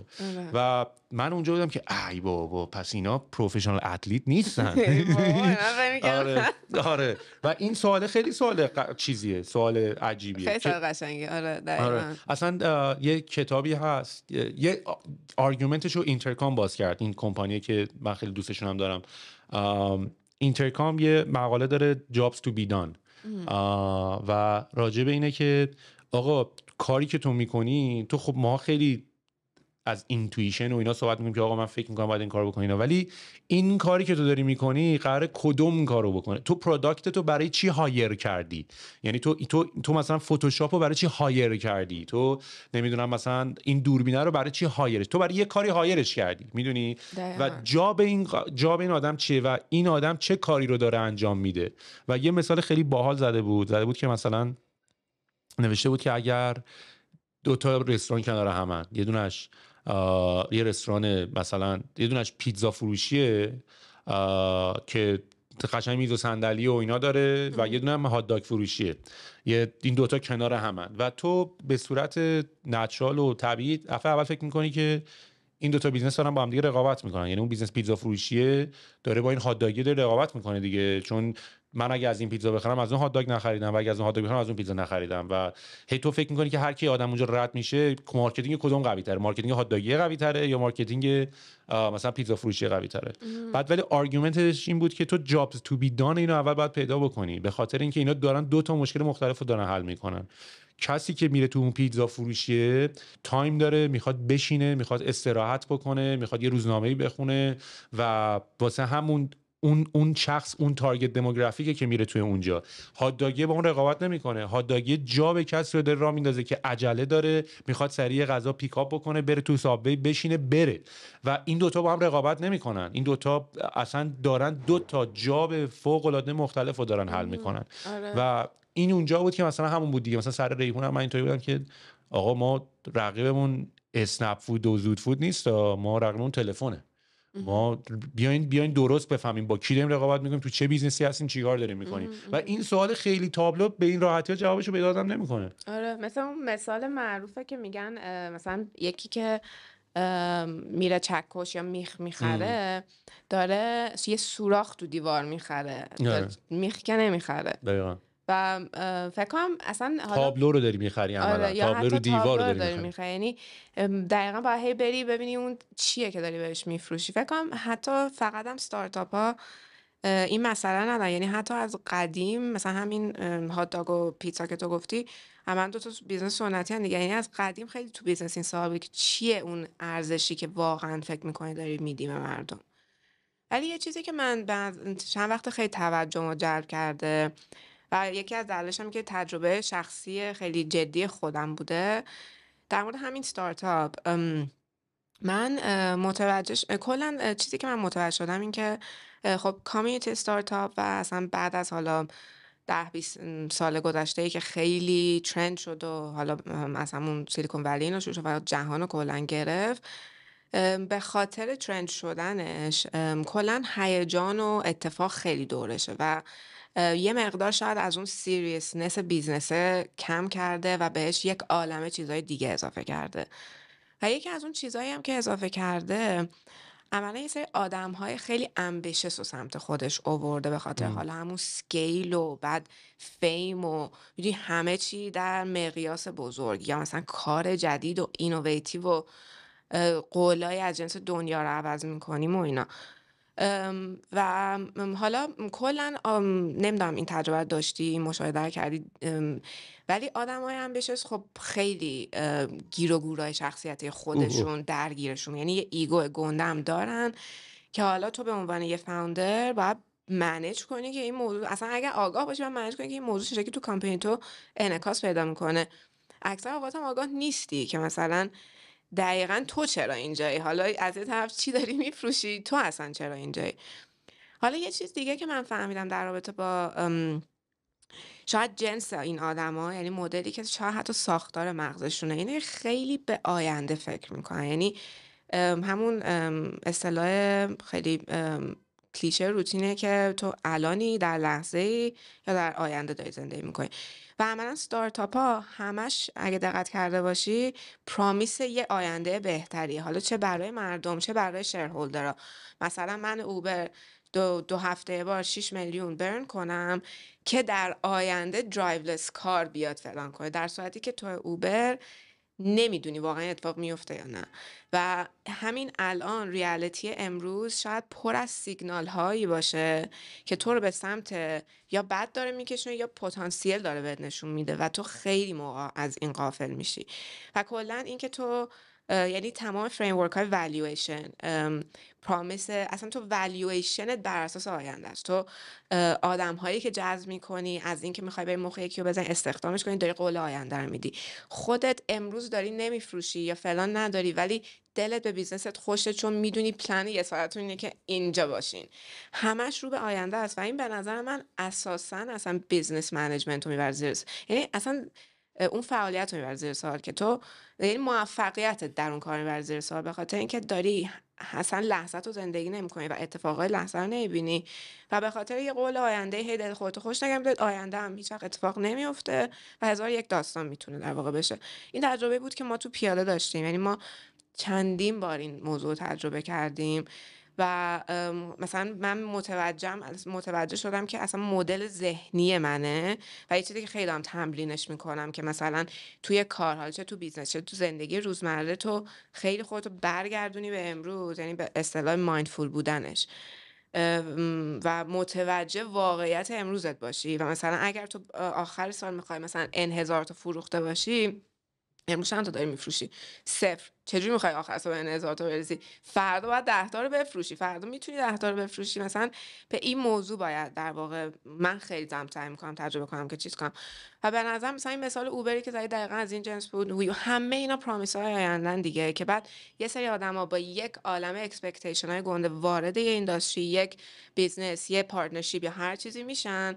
اکسپکتیشن وقتی هست و مت نشه، یعنی برآورده نشه، دیگه بیا و جمعش کن. خب ببین حرفت ببین مثلا واسه همینه که میگن که همیشه استارتاپ فاوندرهای دفعه 2 خیلی موفق ترن، نه به خاطر تجربه، به خاطر اینکه فهمیدن که اتفاقا باید بازی الان رو بچسبی و در صورتی که استارتاپ های اولی همیشه خیلی همین داستان هیجانه رو دارن و کلا توی مثلا سیلیکون ولی و اینا. خب ببین سیلیکون ولی یه کالچر فورگیونس هم داره و اینطوری که هم به قول اون پول خیلی زیاده و مثلا واقعا $1 میلیون $2 میلیون $3 میلیون برای اینکه بری ببینیم، مثل یه چیپ پوکری که تو حالا کال کردی و دستت نیومد، یعنی خیلی هزینه‌اش بالاست. اینجا $1 میلیون $2 میلیون خب خیلی زیاده و اتفاقی که افتاد این بود که کلا کالچر خیلی فورگیونسی داشت، یعنی مثلا اینطوری که اشکال نداره تو اگه فیل کردی، اتفاقا استارتاپ فاوندر شکست خورده دفعه 2 گلوریفاید هم بود.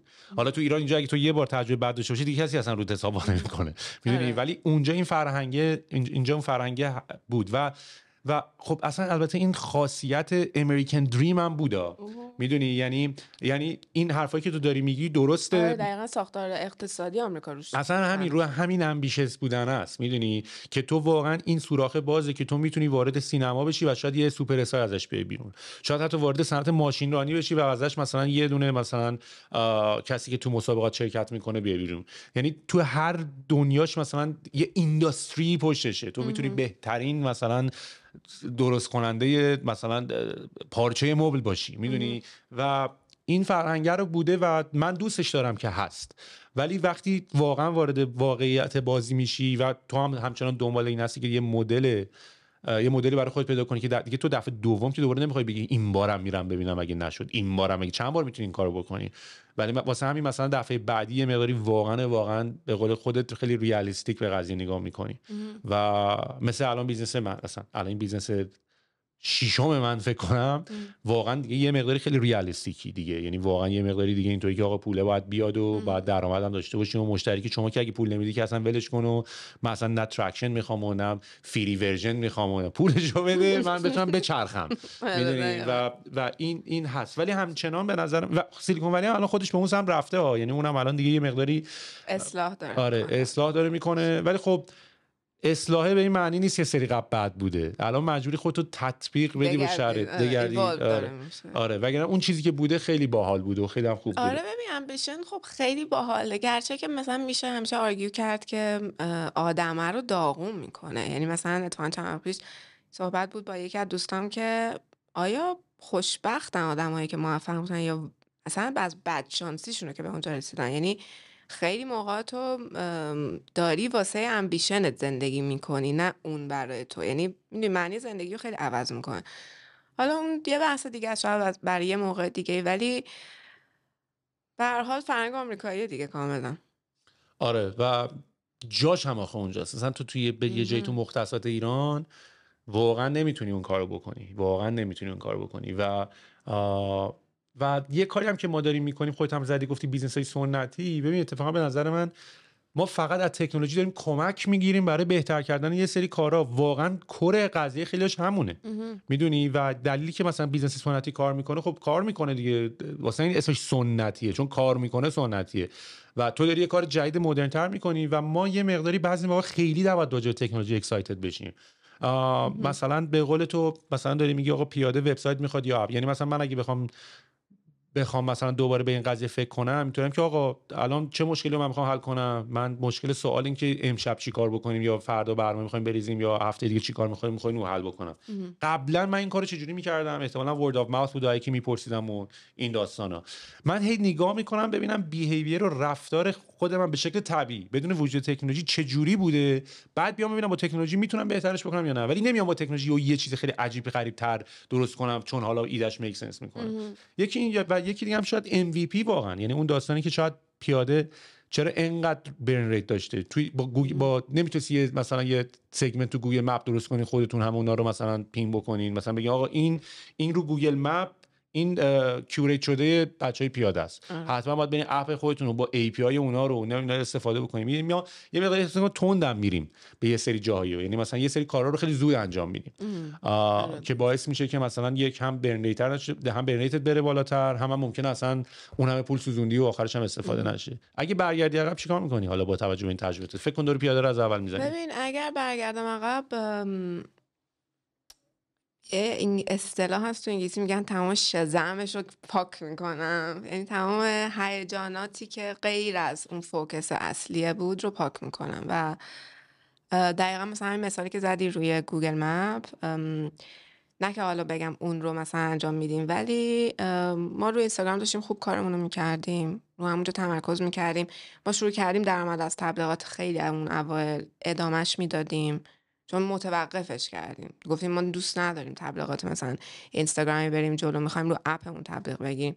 مثلا اینا رو چیز میکردم، یعنی هدف مشخص میکردم که درآمده یا نه واقعا کارآفرینی اجتماعی.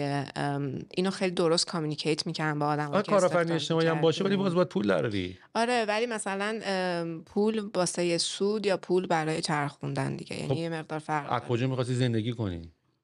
خب تو بخشی از اون پولی که باید در بیاری حقوق خودته، ولی مثلا منظورم پروفیت نیست دیگه، یعنی تو برای شیرهولدرات داری پروفیت جنریت نمی‌کنی عملاً. بعد این کارا رو حتما میکردیم. یعنی من فکر کنم اون پیوت شهر هوشمند ما یکم خیلی زیادی امبیشس بود و غیر واقعی بود در این شرایط. پروژه گوگلش هم خوابید سر تورنتو، اونم می‌خواستن اولی اسمارت سیتی رو بزنن. حالا نه اون که فرق داشت، ما می‌خواستیم دیتا جمع کنیم که بتونیم یکی از کانتریبیوتورهای اسمارت سیتی باشیم تو اینجا. ولی هم خیلی کاری بود که اینوستمنت می‌خواست، تک خیلی قوی می‌خواست و حالا اومدی و جمع کردی اینجا کی باید کار میکنه که بخواین دیتا رو استفاده کنیم. میدونی، یعنی ما رو اونش هم خیلی امیدوار بودیم که شهرداری با ما مثلا همکاری خواهد کرد، ولی مثلا اینا چیزایی که من متوجه شدم که من حداقل زمانمو نمیذارم رو حل کردن یه سری مسائلی که خیلیش خارج از کنترل منه.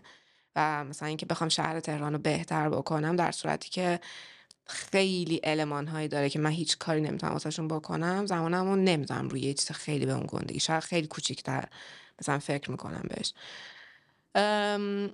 این کارا رو میکردیم. یه چیز دیگه هم خواستم بگم فراموش کردم،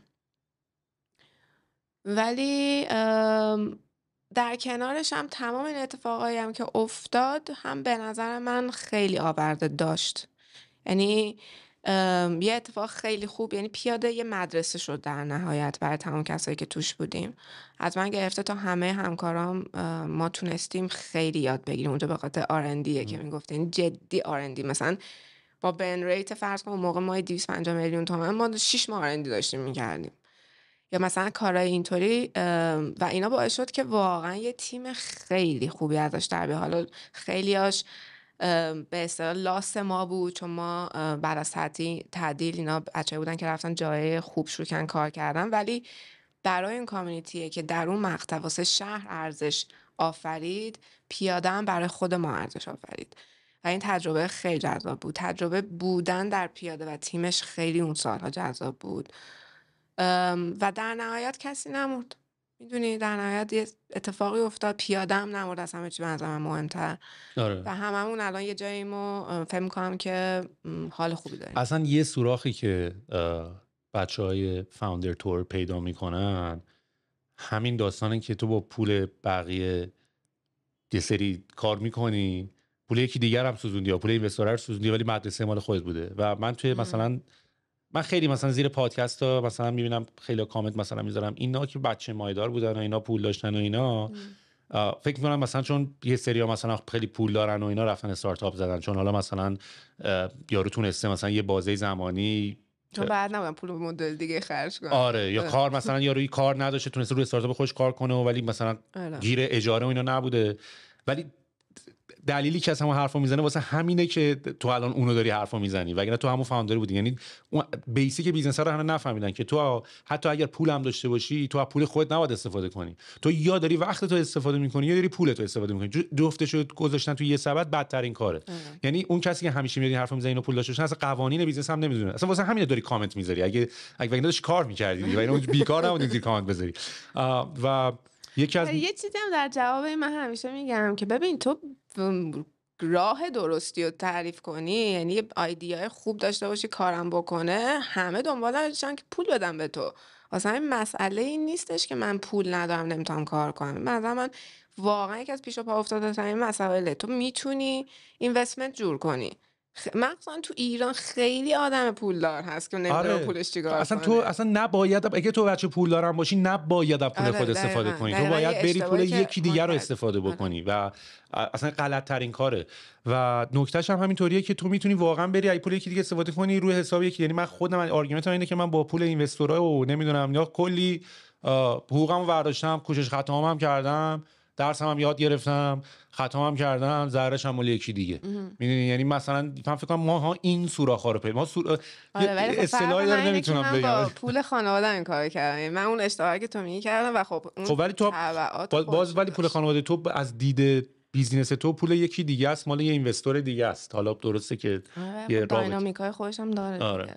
اصلا کلا با خانواده و دوست وارد بیزنس شدن و پول شخصی گذاشتن توش کار خیلی سختیه. پیچیدگی بیزنس رو خیلی میبره بالا. آره واسه همین دیگه حالا انجل اینوستمنت و این داستان هم اومده دیگه. ولی به نظر من که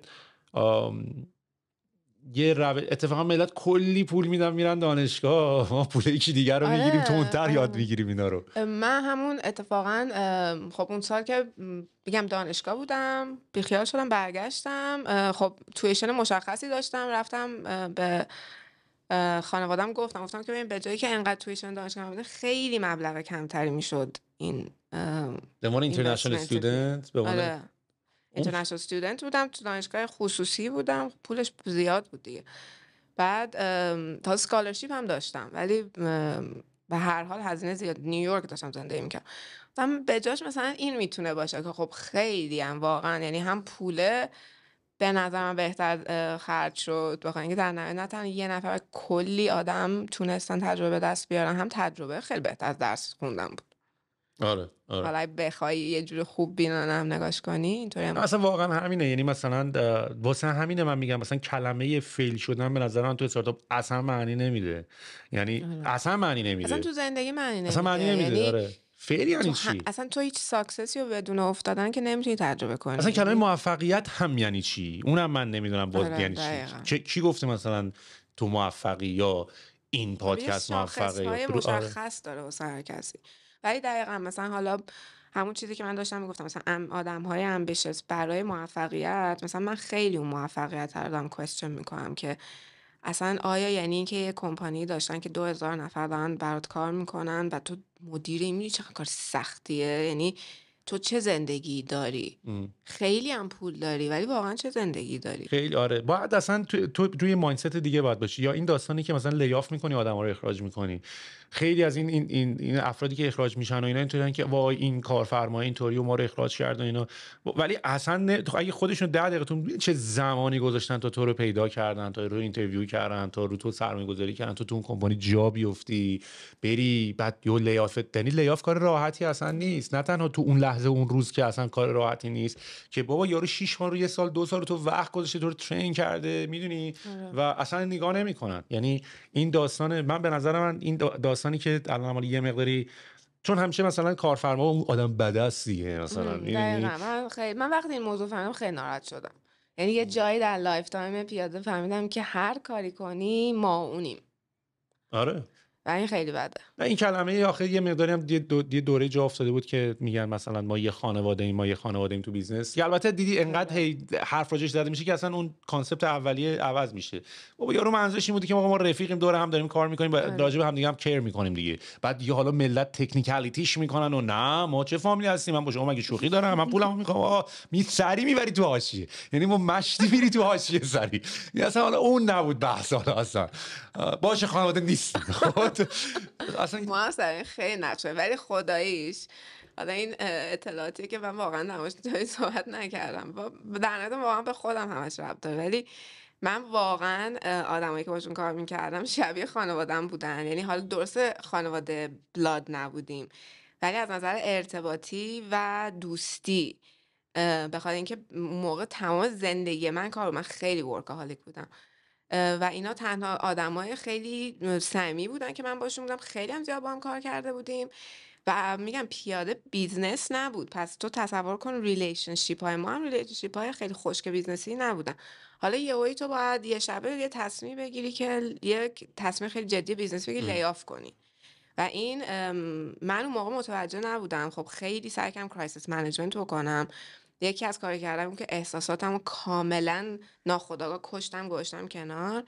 بعد از مثلا یه سال بعد از این موقع من دیگه تقریبا کم آورده بودم. یعنی 1 سال خیلی سختی بود، همش داشتم یه موضوع جمع می‌کردم، سعی می‌کردم پیاده رو خلاصه به یه جایی رسونده بودم که یه حال اوکی داشت، تونستم یکم مرخصی بگیرم بگم آقا من نیستم یه مدتی و یک هم موقع بود که تراپی لینا فرار کرده چیز روانکاوی شروع کردم و بعد مثلا تازه بعد از چند ماه این موضوع با روانکاوی من باز شد و اون مثلا داشت من میگفت که منو متوجه کرد که تو چقدر احساسات تو کشته بودی و مثلا این چقدر رو تو تاثیر جدی داشت میداشت اگه مثلا حلش نگه چقدر بدتر میشد و خلاصه این داستان. و واقعا خانواده بودن. حالا همون موقع یه چیزی بود دقیقا مثلا فرض کن من تو روانکاویم یه هفته نشستم به این موضوع گنده رسیدم که من این کار با خودم کردم و این چقدر واسه من دردناکه، اجازه بده درد بیاد بالا، حالا هر روز بشین گریه کن این داستانا که این جدایی از افراد تیم. یه ایونتی بود فکر کنم یه سامیت مثلا این وب سامیت هست هر سال یا نه تو ایران یلدا نه یلدا نه، یکی بود که هستش شایان شلیله بود اون سالو، جشنواره وب موبایل. آره جشنواره وب موبایل. بعد و اونجا خیلی جالب مثلا ما 1 سال بود که چرا خاموش بود پیاده کلا شروع کردن دقیقاً این موضوع غیر مستقیم نقد کردن که آره یه سری استارتاپ ها میگن ما خانواده ایم بعد یه شبه تعدیل میکن.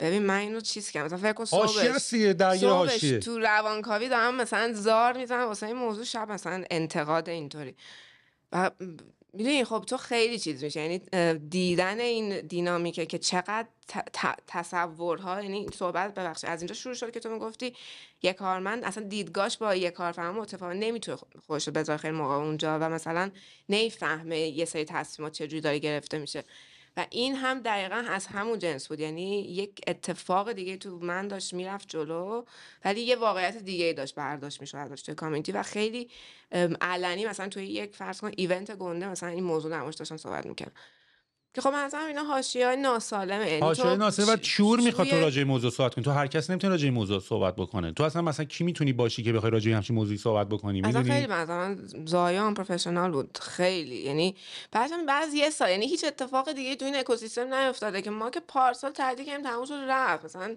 هیچ چیز دیگه نشه شما بخواید تماش صحبت کنین. آره بشین بار آیا ما خانواده هستیم یا خانواده نیستیم.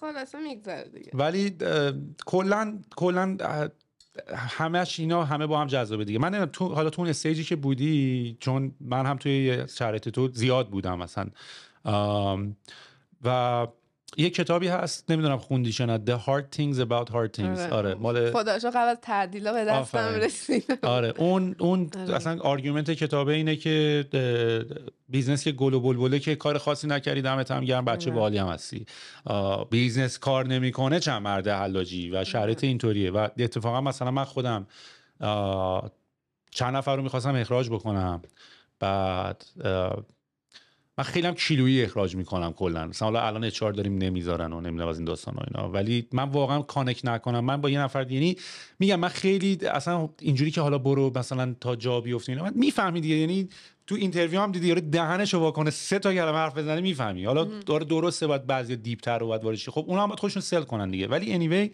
تو اون کتابه مثلا من می‌خواستم برم یکی اخراج بکنم، دنبال اینم که چیکار بکنی و اینا، و همین اینا خوبه. یعنی تو وقتی میفهمی که آقا اینا راه داره، بابا اخراج کردنم راه داره، روش داره، حتی این ایموشنی من احساس می‌کنم ما یه مقداری احساس تنهایی می‌کنیم، بخاطر اینکه احساس می‌کنیم تمام این احساسات و ایموشن‌ها مال ماست و خاص ماست، در صورتی که نیست. هر کسی که رفته آدم اخراج بکنه حالش بد بوده و تو میتونی اینا رو بخونی. و این داستانی که گفتی ایموشناتو کیل می‌کنیم هم همین حرف بود دیگه. یعنی اینجوری بود که آقا تو وقتی می‌خوای بری تو جلسه کسی که می‌خوای اخراج بکنی، میری تو نمیذاری یارو حرف بزنه اصلا.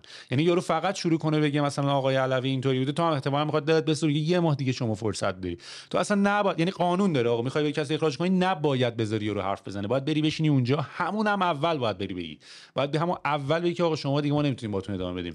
بعد تمام، یعنی تو 20 ثانیه اول تو باید این حرفو زده باشی و خودت هم باید بذاری کنار. یعنی واقعا میتونی بری بیرون بعد گریه کنی، ولی تو اون لحظه تو باید اون آدم نیستی. چیزی که من فهمیدم اینه که خب بعدش برو پروسس کن. مثلا اشتباهی که من کردم، من مثلا 1 سال پروسس نکردم اصلا، یعنی این ایموشن هی کنار بود و اون خب بده. مثل خیلی تراماهای دیگه که تو زندگی آدم اتفاق میفته دیگه، مثلا تو یکی فوت میکنه نزدیک، اصلا هیچ وقت پروسس نمیکنی. پروسس مهمه دیگه. و تو به نمایندگی از خیلی از آدمای دیگه داری یه سری کار میکنی. یعنی تو وقتی داری میری یه نفر اخراج بکنی، لنا وفایی نیست داری اخراج میکنی، تو به نمایندگی و حتی به خاطر خود یارو و بقیه آدمایی که براشون آنفیره اگه اون آدم اونجا کار بکنن، یا حالا اگه تو شرایطشو نداشتی. بعدش هم خیلی هم اگه اونایی که اخراج میشن ادعا دارن، خودت بعد میرفتی رو شرکت ریسرچ می‌کردی ببینی چقدر پول تو بانک داره، چقدر میتونه نگه داره اینا رو. حالا یکی اومده بهت گفته، میدونی همش تقصیر خودته، یعنی همه آخرش تقصیر خودت. اونی که این حرفا رو میزنه آخرش هیچی نمیشه، چون یاد گرفته که همیشه قور بزنه به یکی دیگه، به کارفرماش قور بزنه. خودت میرفتی یه شرکت ایران خودرو کار می‌کردی، اونم ممکنه فردا پولتون، اون اتفاقا پولتو بیشتر نمیده. اون که ماجرا خوش ده. نه خدا رو شکر بچهای ما خیلی اتفاقا اوکی شد این موضوع، یعنی طبیعتا همه ناراحت میشن. کرونا شد بعدش، خیلی ترسیدیم هممون، ولی با اکثر بچه‌مون اصلا الان خیلی اوکی. یعنی حالا خانواده دیگه به اون شکل نیستش ولی دوستیامون سر جاشه.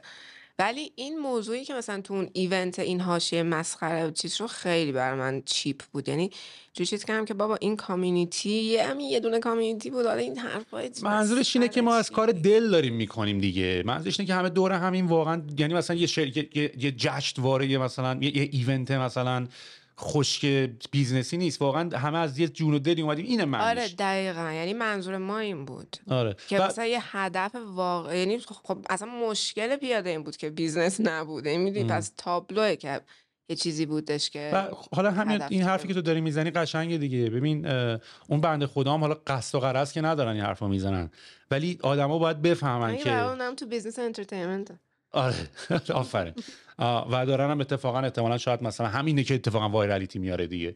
ولی اون هم باید یواشاش بفهمن که آقا من خودم همین اتفاقا برام افتاد. آقا یه حرف ساده اونطوری که تو فکر می‌کنی یه حرف کوله با عالیه داری میزنی و اینا و فکر می‌کنی خیلی پروفشنالی داری این حرفو میزنی که مثلا اینطوری نیست، تبعاتش برای آدما یه نفر شاید واقعا داره اثر این قضیه داره خودکشی میکنه، میدونی. یعنی یه مقداری شاید از اثر بیسوادیامونه که یه سری حرفا رو میزنیم فکر نمی‌کنیم خیلی باحال و کوله، میدونی.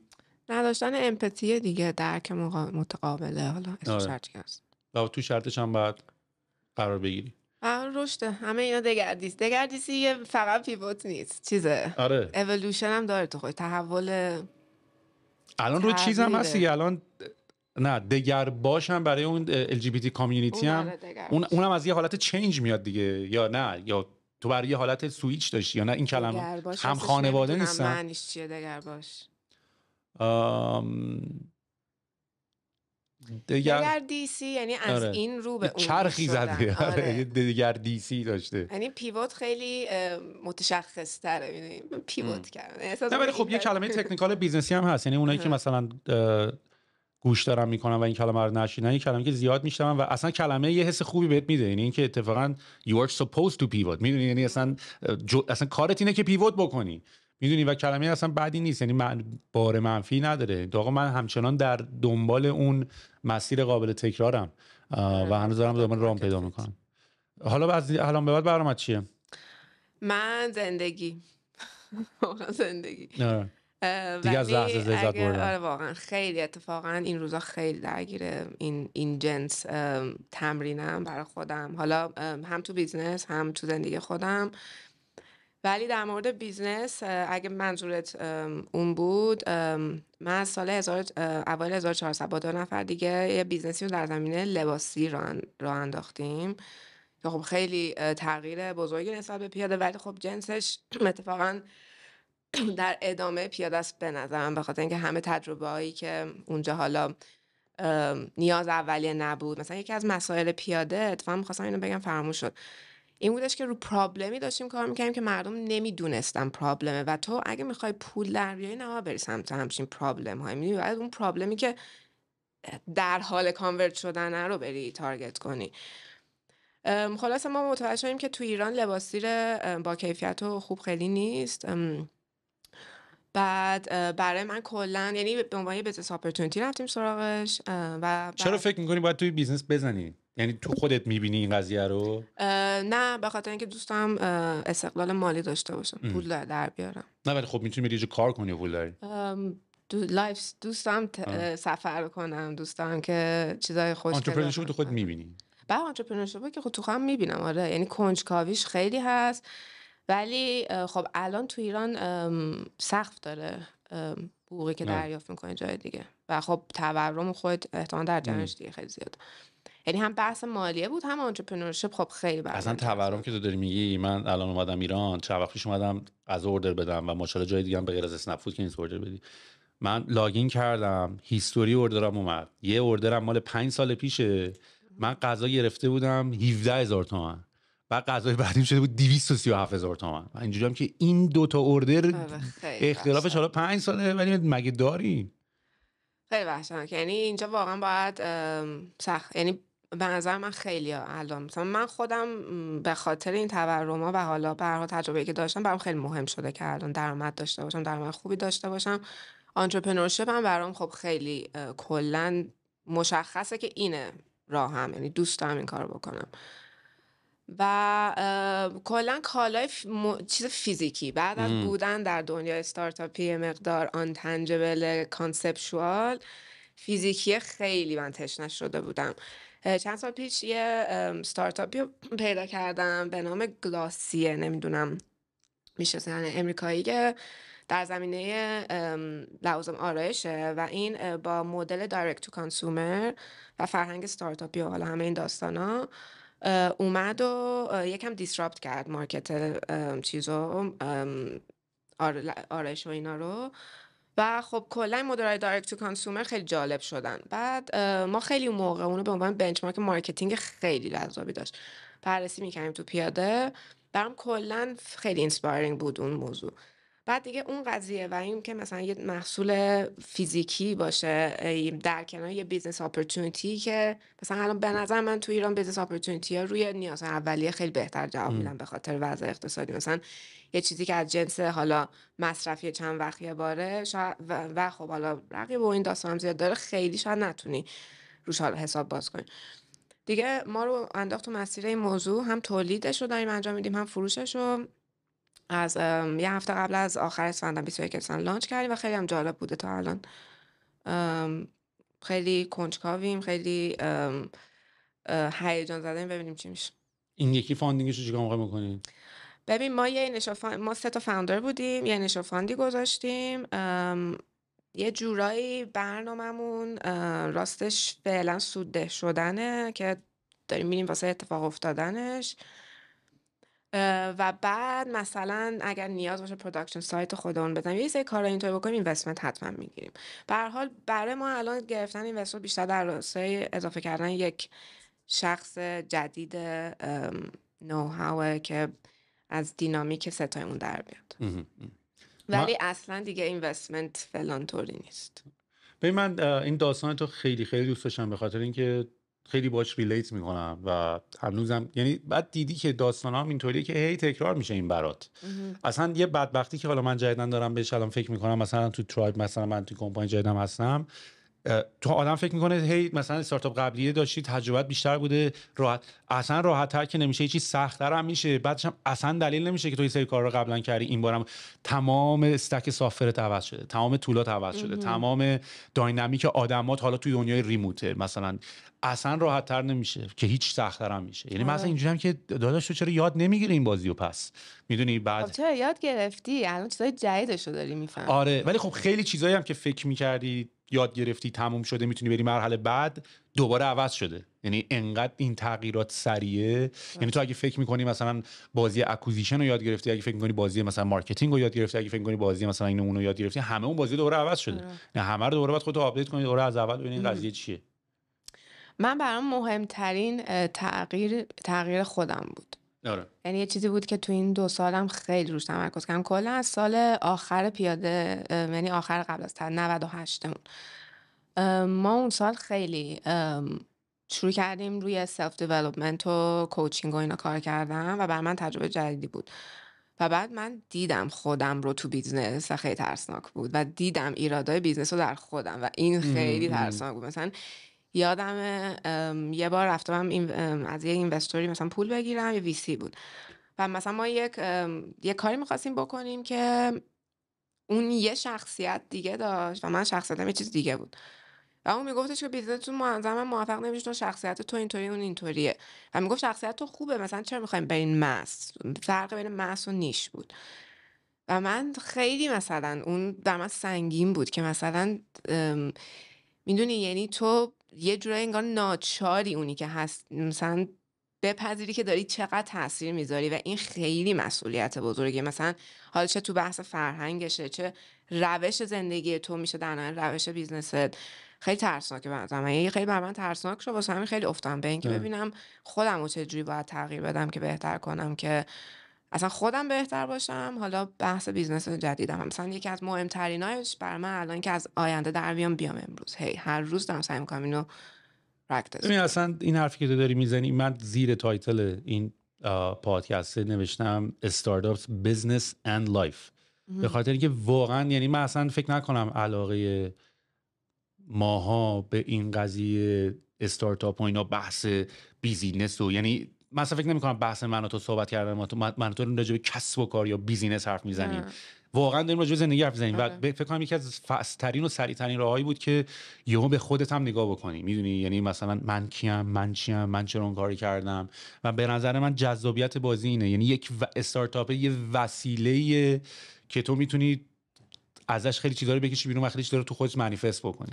و من اینش برام خیلی جذابه. یعنی همینایی که داستانایی که داری میگی، همینی که تو از استارتاپ رسیدی به تو حال زندگی کردن. میدونی اینو باید 25 تا کتاب مشاور بری تا تو به یه همچین چیزی آدم بخواد بهش برسه کاملا. یه حالا من میگم ترسناکیش اینه که تو یهویی خودت یه خطای شخصیت داشته باشی، یه دفعه مثلا n نفر درگیر اون موضوع میکنی. ولی یه نکته جالبی که داره دیگه من خودم خورده نمیگم، یعنی من الان بدترین کار دنیا رو بکنم اون کامپشنه باید باشه با خودت، یعنی اینجوری که کردی دیگه آجی دیگه مثلا اشتباه کردی چیکار می‌خواستی بکنی دیگه، عقص که نکردی یا عقص هم کردی ولی اشتباه کردی. فقط دارم مشاهده میکنم و خودم رو دیگه جاج نمیکنم، میدونی و باید یه سری کار رو بکنی، یه سری کار رو نباید بکنی، بچه‌م داری میکنی دیگه، هر کاری میشه داری بکنی تو لحظه داری میکنی. به عقبم دیگه خیلی برده میگردم نگاه کنم جاج کنم خودمو، به خاطر اینکه تو نمیتونی خودتو بذاری اون موقع یادت بیاد اون موقع چه شرایطی داشتی. یعنی مثلا تو الان داری برمیگردی به عقب نگاه میکنی به پیاده و مثلا میگی اگه این بار اینا همه چیزایی که یاد گرفتی و اینا، ولی احتمالاً داینامیک تمام موقع یه چیز دیگه ای بوده. یعنی یه شرایط ایموشنال دیگه ای داشتی، یه سری دیتا پوینت دیگه ای داشتی و یه سری کار دیگه داشتی می‌کردی. ولی میگم داستانی که دوست دارم اینه که یک خیلی زود به فکرن به پول درآوردن نیافتادین، به رشد اونطوری خیلی داشتین نگاه می‌کردین، بیهیویر رو خواستین عوض بکنین که شاید مثلا سخت بود و ایران شاید مثلا فور اسکوئر نطلبیده. میدونی من حالا این داستانا رو مثلا این فور اسکوئر هم که تو داری میگی، خب مثلا من خیلی راجع به فور اسکوئر هم خیلی اپلیکیشن دوست داشتنی بود فور اسکوئر هم دیگه، و من خودم خیلی استفاده می‌کردم، هر جا می‌رفتم چک این می‌کردم، سری ریویو ها رو می‌خوندم و بعد همیشه تو این قضیه بودم که سایکولوژی این قضیه چکینگ چیه، من چرا این کارو دارم میکنم. تا یه بار دیگه. آره یه بار خود این کوینه که فاوندر اینستاگرامه داشت راجع به این موضوع صحبت میکرد، میگفتش که به هر حال یکی از دلایلی که تو حالا چکین هم میکنی یه حالت شو آف هم داره، میدونی که آقا من اینجام، من اونجا بودم، من الان اینجام، یه حالتی سیگنال داری میدی.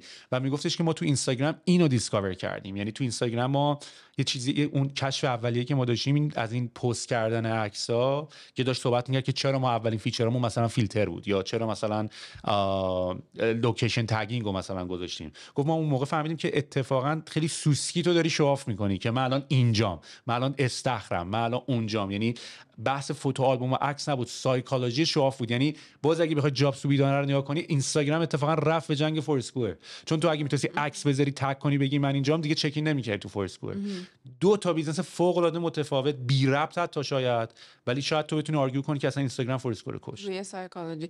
ولی یه چیزی که جالبه، حالا شاید یکم دور شیم از بحثمون، ولی به نظر من مثلا یکی از کارهایی که استارتاپ داره میکنه، البته اونقدر تاریخ بیزنس رو نمیدونم که قبلا ببینم این موضوع میشد یا نه، ولی همینه، مثلا تو برای یه سری پرافیت های خودت روی یک سری لایه‌های سایکولوژی مردم سوار میشی و این خیلی خطرناکه. یعنی مثلا همین بحث اینستاگرام، خب دیگه الان تابلوه بعد این همه سال که چه تاثیرهای بدی گذاشته.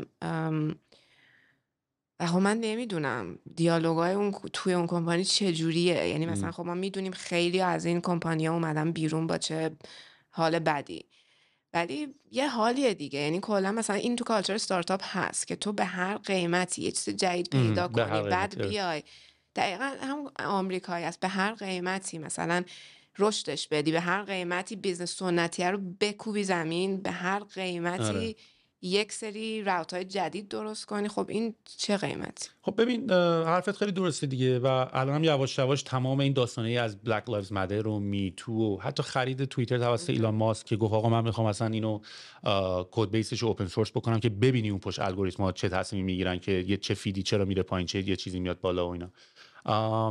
و من فکر میکنم خب ببین کلا ما تو راجع به چند سال صحبت میکنیم توی تاریخ بشریت، راجع به مثلا 50 سال 50 60 70 سال گذشته داریم صحبت میکنیم که این داستان استارت این طبیعیه که الان اینجوری شروع شده و حالا داره کورکت میشه و طبیعیه که به هر قیمتی شروع شده و حالا یواش یواش دارن قیمتاشو روش میذارن. آقا دیگه به این قیمت و به این قیمت دیگه نه. میدونی ما خیلی اول دنیاییم، خیلی اول. یعنی من احساس میکنم با اینکه یه 13 بیلیون سال آخرش نباشیم فقط. نه من فکر می‌کنم آره حالا ان اگه خودمون رو نکشیم آره، ولی حالا با اینکه مثلا 13 بیلیون ساله و اینا، حداقل تو هیومانیتی و اینا که مثلا الان هستیم، خیلی مبتدیم الان هنوز. تازه مثلا ماشینه داره خودش رانندگی میکنه، یعنی مثلا نگاه بکنید شبیه انسان‌های اولیه این، ما هنوز خیلی اول بازیم. آره هستی، ولی خب از یه طرف واقعا میتونیم ته خطش هم باشیم دیگه، نمیدونیم. از نظر پیشرفت، از نظر نه که خودمون رو مثلا همین کلایمت و اصلا تعداد جمعیت فکر نمی کنم. ببین مثلا خب الان مشکل جمعیت که واقعا الان پاپولیشن ما احساس میکنیم، خب مثلا تهران شلوغه و شهر ولی الان دنیا داره از بی‌آدمی داره رنج میبره. یعنی مثلا من اتفاقا داشتم دوباره همین آرگومنت ایلان ماسک رو گوش میکردم. مثلا ایلان ماسک دری که خوش بچه دارم شد واسه این بود که اتفاقا جمعیت دنیا از دیگه ما مثلا بیبی بومر و اینا رو داشتیم، ممکنه جمعیت الان خیلی بالا باشه ولی الان تو نمودار نگاه کنی داریم یه دراپ سنگین داریم و این اتفاقا ممکنه باعث بشه که اصلا بشریت از بین بره. یعنی یکی از آرگومنت های بچه دار شدن بشریت که از بین نمیره، بیزنس ها دچار مشکل میشن. نه ممکنه اصلا اینقدر بنز کافی آدم نباشه ساستین بکنی چیزی که تو الان ساختی. برای الان این اینفراستراکچری که برای این همه آدم ساختن باید یه سری آدم دیگه بیان منیج بکنن دیگه. پس بیزنس ها دچار مشکل میشن. ولی مثلا از نظر ریسورسی که موجوده واسه این که آدمو مصرف کنن، نه دیگه، همیشه تعداد زیاد به ضررشه. مگر اینکه به یه راهی برسیم. خب آخه برای پیدی خب ما خیلی وقت دنبال اینیم که دیگه مثلا از سوختای فسیلی استفاده نکنیم و یعنی میتونی یعنی به اون سمت بری، ولی منم حرفتو میفهم. یعنی مشاهده منم اینطوریه که اوه چقدر جمعیت زیاده و چقدر شلوغه و چقدر جا نیست و چقدر غذا نیست و جا نداریم زندگی بکنیم و این چه وضعشه. ولی اپرنتلی به دیتا رو انگار نگاه بکنی اینطوریه که نه بابا اتفاقا داریم از بیادمی رنج میبریم و الان شاید رنج نمیبریم ولی تو پروجکشن داری رنج میبری. یعنی اینجوریه که اوه 20 سال بعد چیکار میخوای بکنی. مثلا کانادا و اینا که مثلا اینا مهاجر پذیرن و اینا، خب خیلی بیزنس. ببین آخه ادیناوی همه چی بیزنسه دیگه، there is a transaction. ولی خب مثلا اونا هم که مثلا دارن آدم میگیرن و اینا اینطوریه که خب ما الان بالای سنین بالای 70 سالمون خیلی زیاده و الان کی میخواد. الان ایران من نمیدونم واقعا مثلا پروجکشن ایران رو نگاه، حالا درسته هی میان میگن اینا استوری تلینگشون بده، یعنی مثلا اینا هی میان میگن آقا تو ایران بچه داشتین، همینجوریان که نداداش اینا اسکلن، کی گفته ما بچه داشتیم، اینا از سر گاویشون میگن و اینا. ولی خب استوری تلینگ بده، وگرنه اینا همینجوریه که رفتن احتمالاً ریسرچ ها رو نگاه کردن، یارو بلد نیست بیاد توضیح بده که این قضیه. رفتن نگاه کردن گفتن بابا الان تمام اینا که مهاجرت کردن، همه اینا که با هم که الان همه کسایی که در رأس امور هستن که بالای 50 60 نداریم آدم به اندازه کافی به چرخونه. میدونی بعد مثلا یارو چون بلد نیست اینو بگی میاد میگه بچه دار شوید خدا خواسته. نه داداش تو بیا اونجوری بگی که بهتره، که اینجوری چرا میگی جمله بندی تو. استوری تلینگ چیزامون خوب نیست. آره استوری تلینگ جو متاسفانه. آره استوری تلینگ اون اصلا افتضاحه اصلا. نه چینا مهاجر نداشت. آره ولی دمت گرم که داستان تو تعریف کردی. مرسی از خودت. آره خیلی خوبه که مثلا واقعا آدم میشینه این داستانا رو حرف اینا به آدم دلگرمی میده، میدونی. یعنی اینطوریه که اصلا این جلسه ها واقعا جلسه تراپیه، میدونی. یعنی برای من برای خودم دارم میگم یعنی مثلا اینجوریام که تنها نیستی، بعدش هم همه این مشکل‌ها رو دارن، چون واقعا یکی از مشکلات فاوندرام حرف نزدن است، میدونی. یعنی اصلا کلا فاوندر بودن یکم تنهایی داره در خودش دیگه. یعنی و گرچه خیلی سخت‌ترینه. مثلا من الان خیلی خوشحالم تو بیزنس جدیدم که پارتنر دارم. مثلا نمیدونی چقدر سینگل فاوندر بودی تو پیاده. اون خیلی کار سختیه، اصلا ندارده. آره نمیشه. برای اینوستورام اصلا معمولا چیز دیگه، سیگنال خوبی نیست که تو سینگل فاوندر باشی.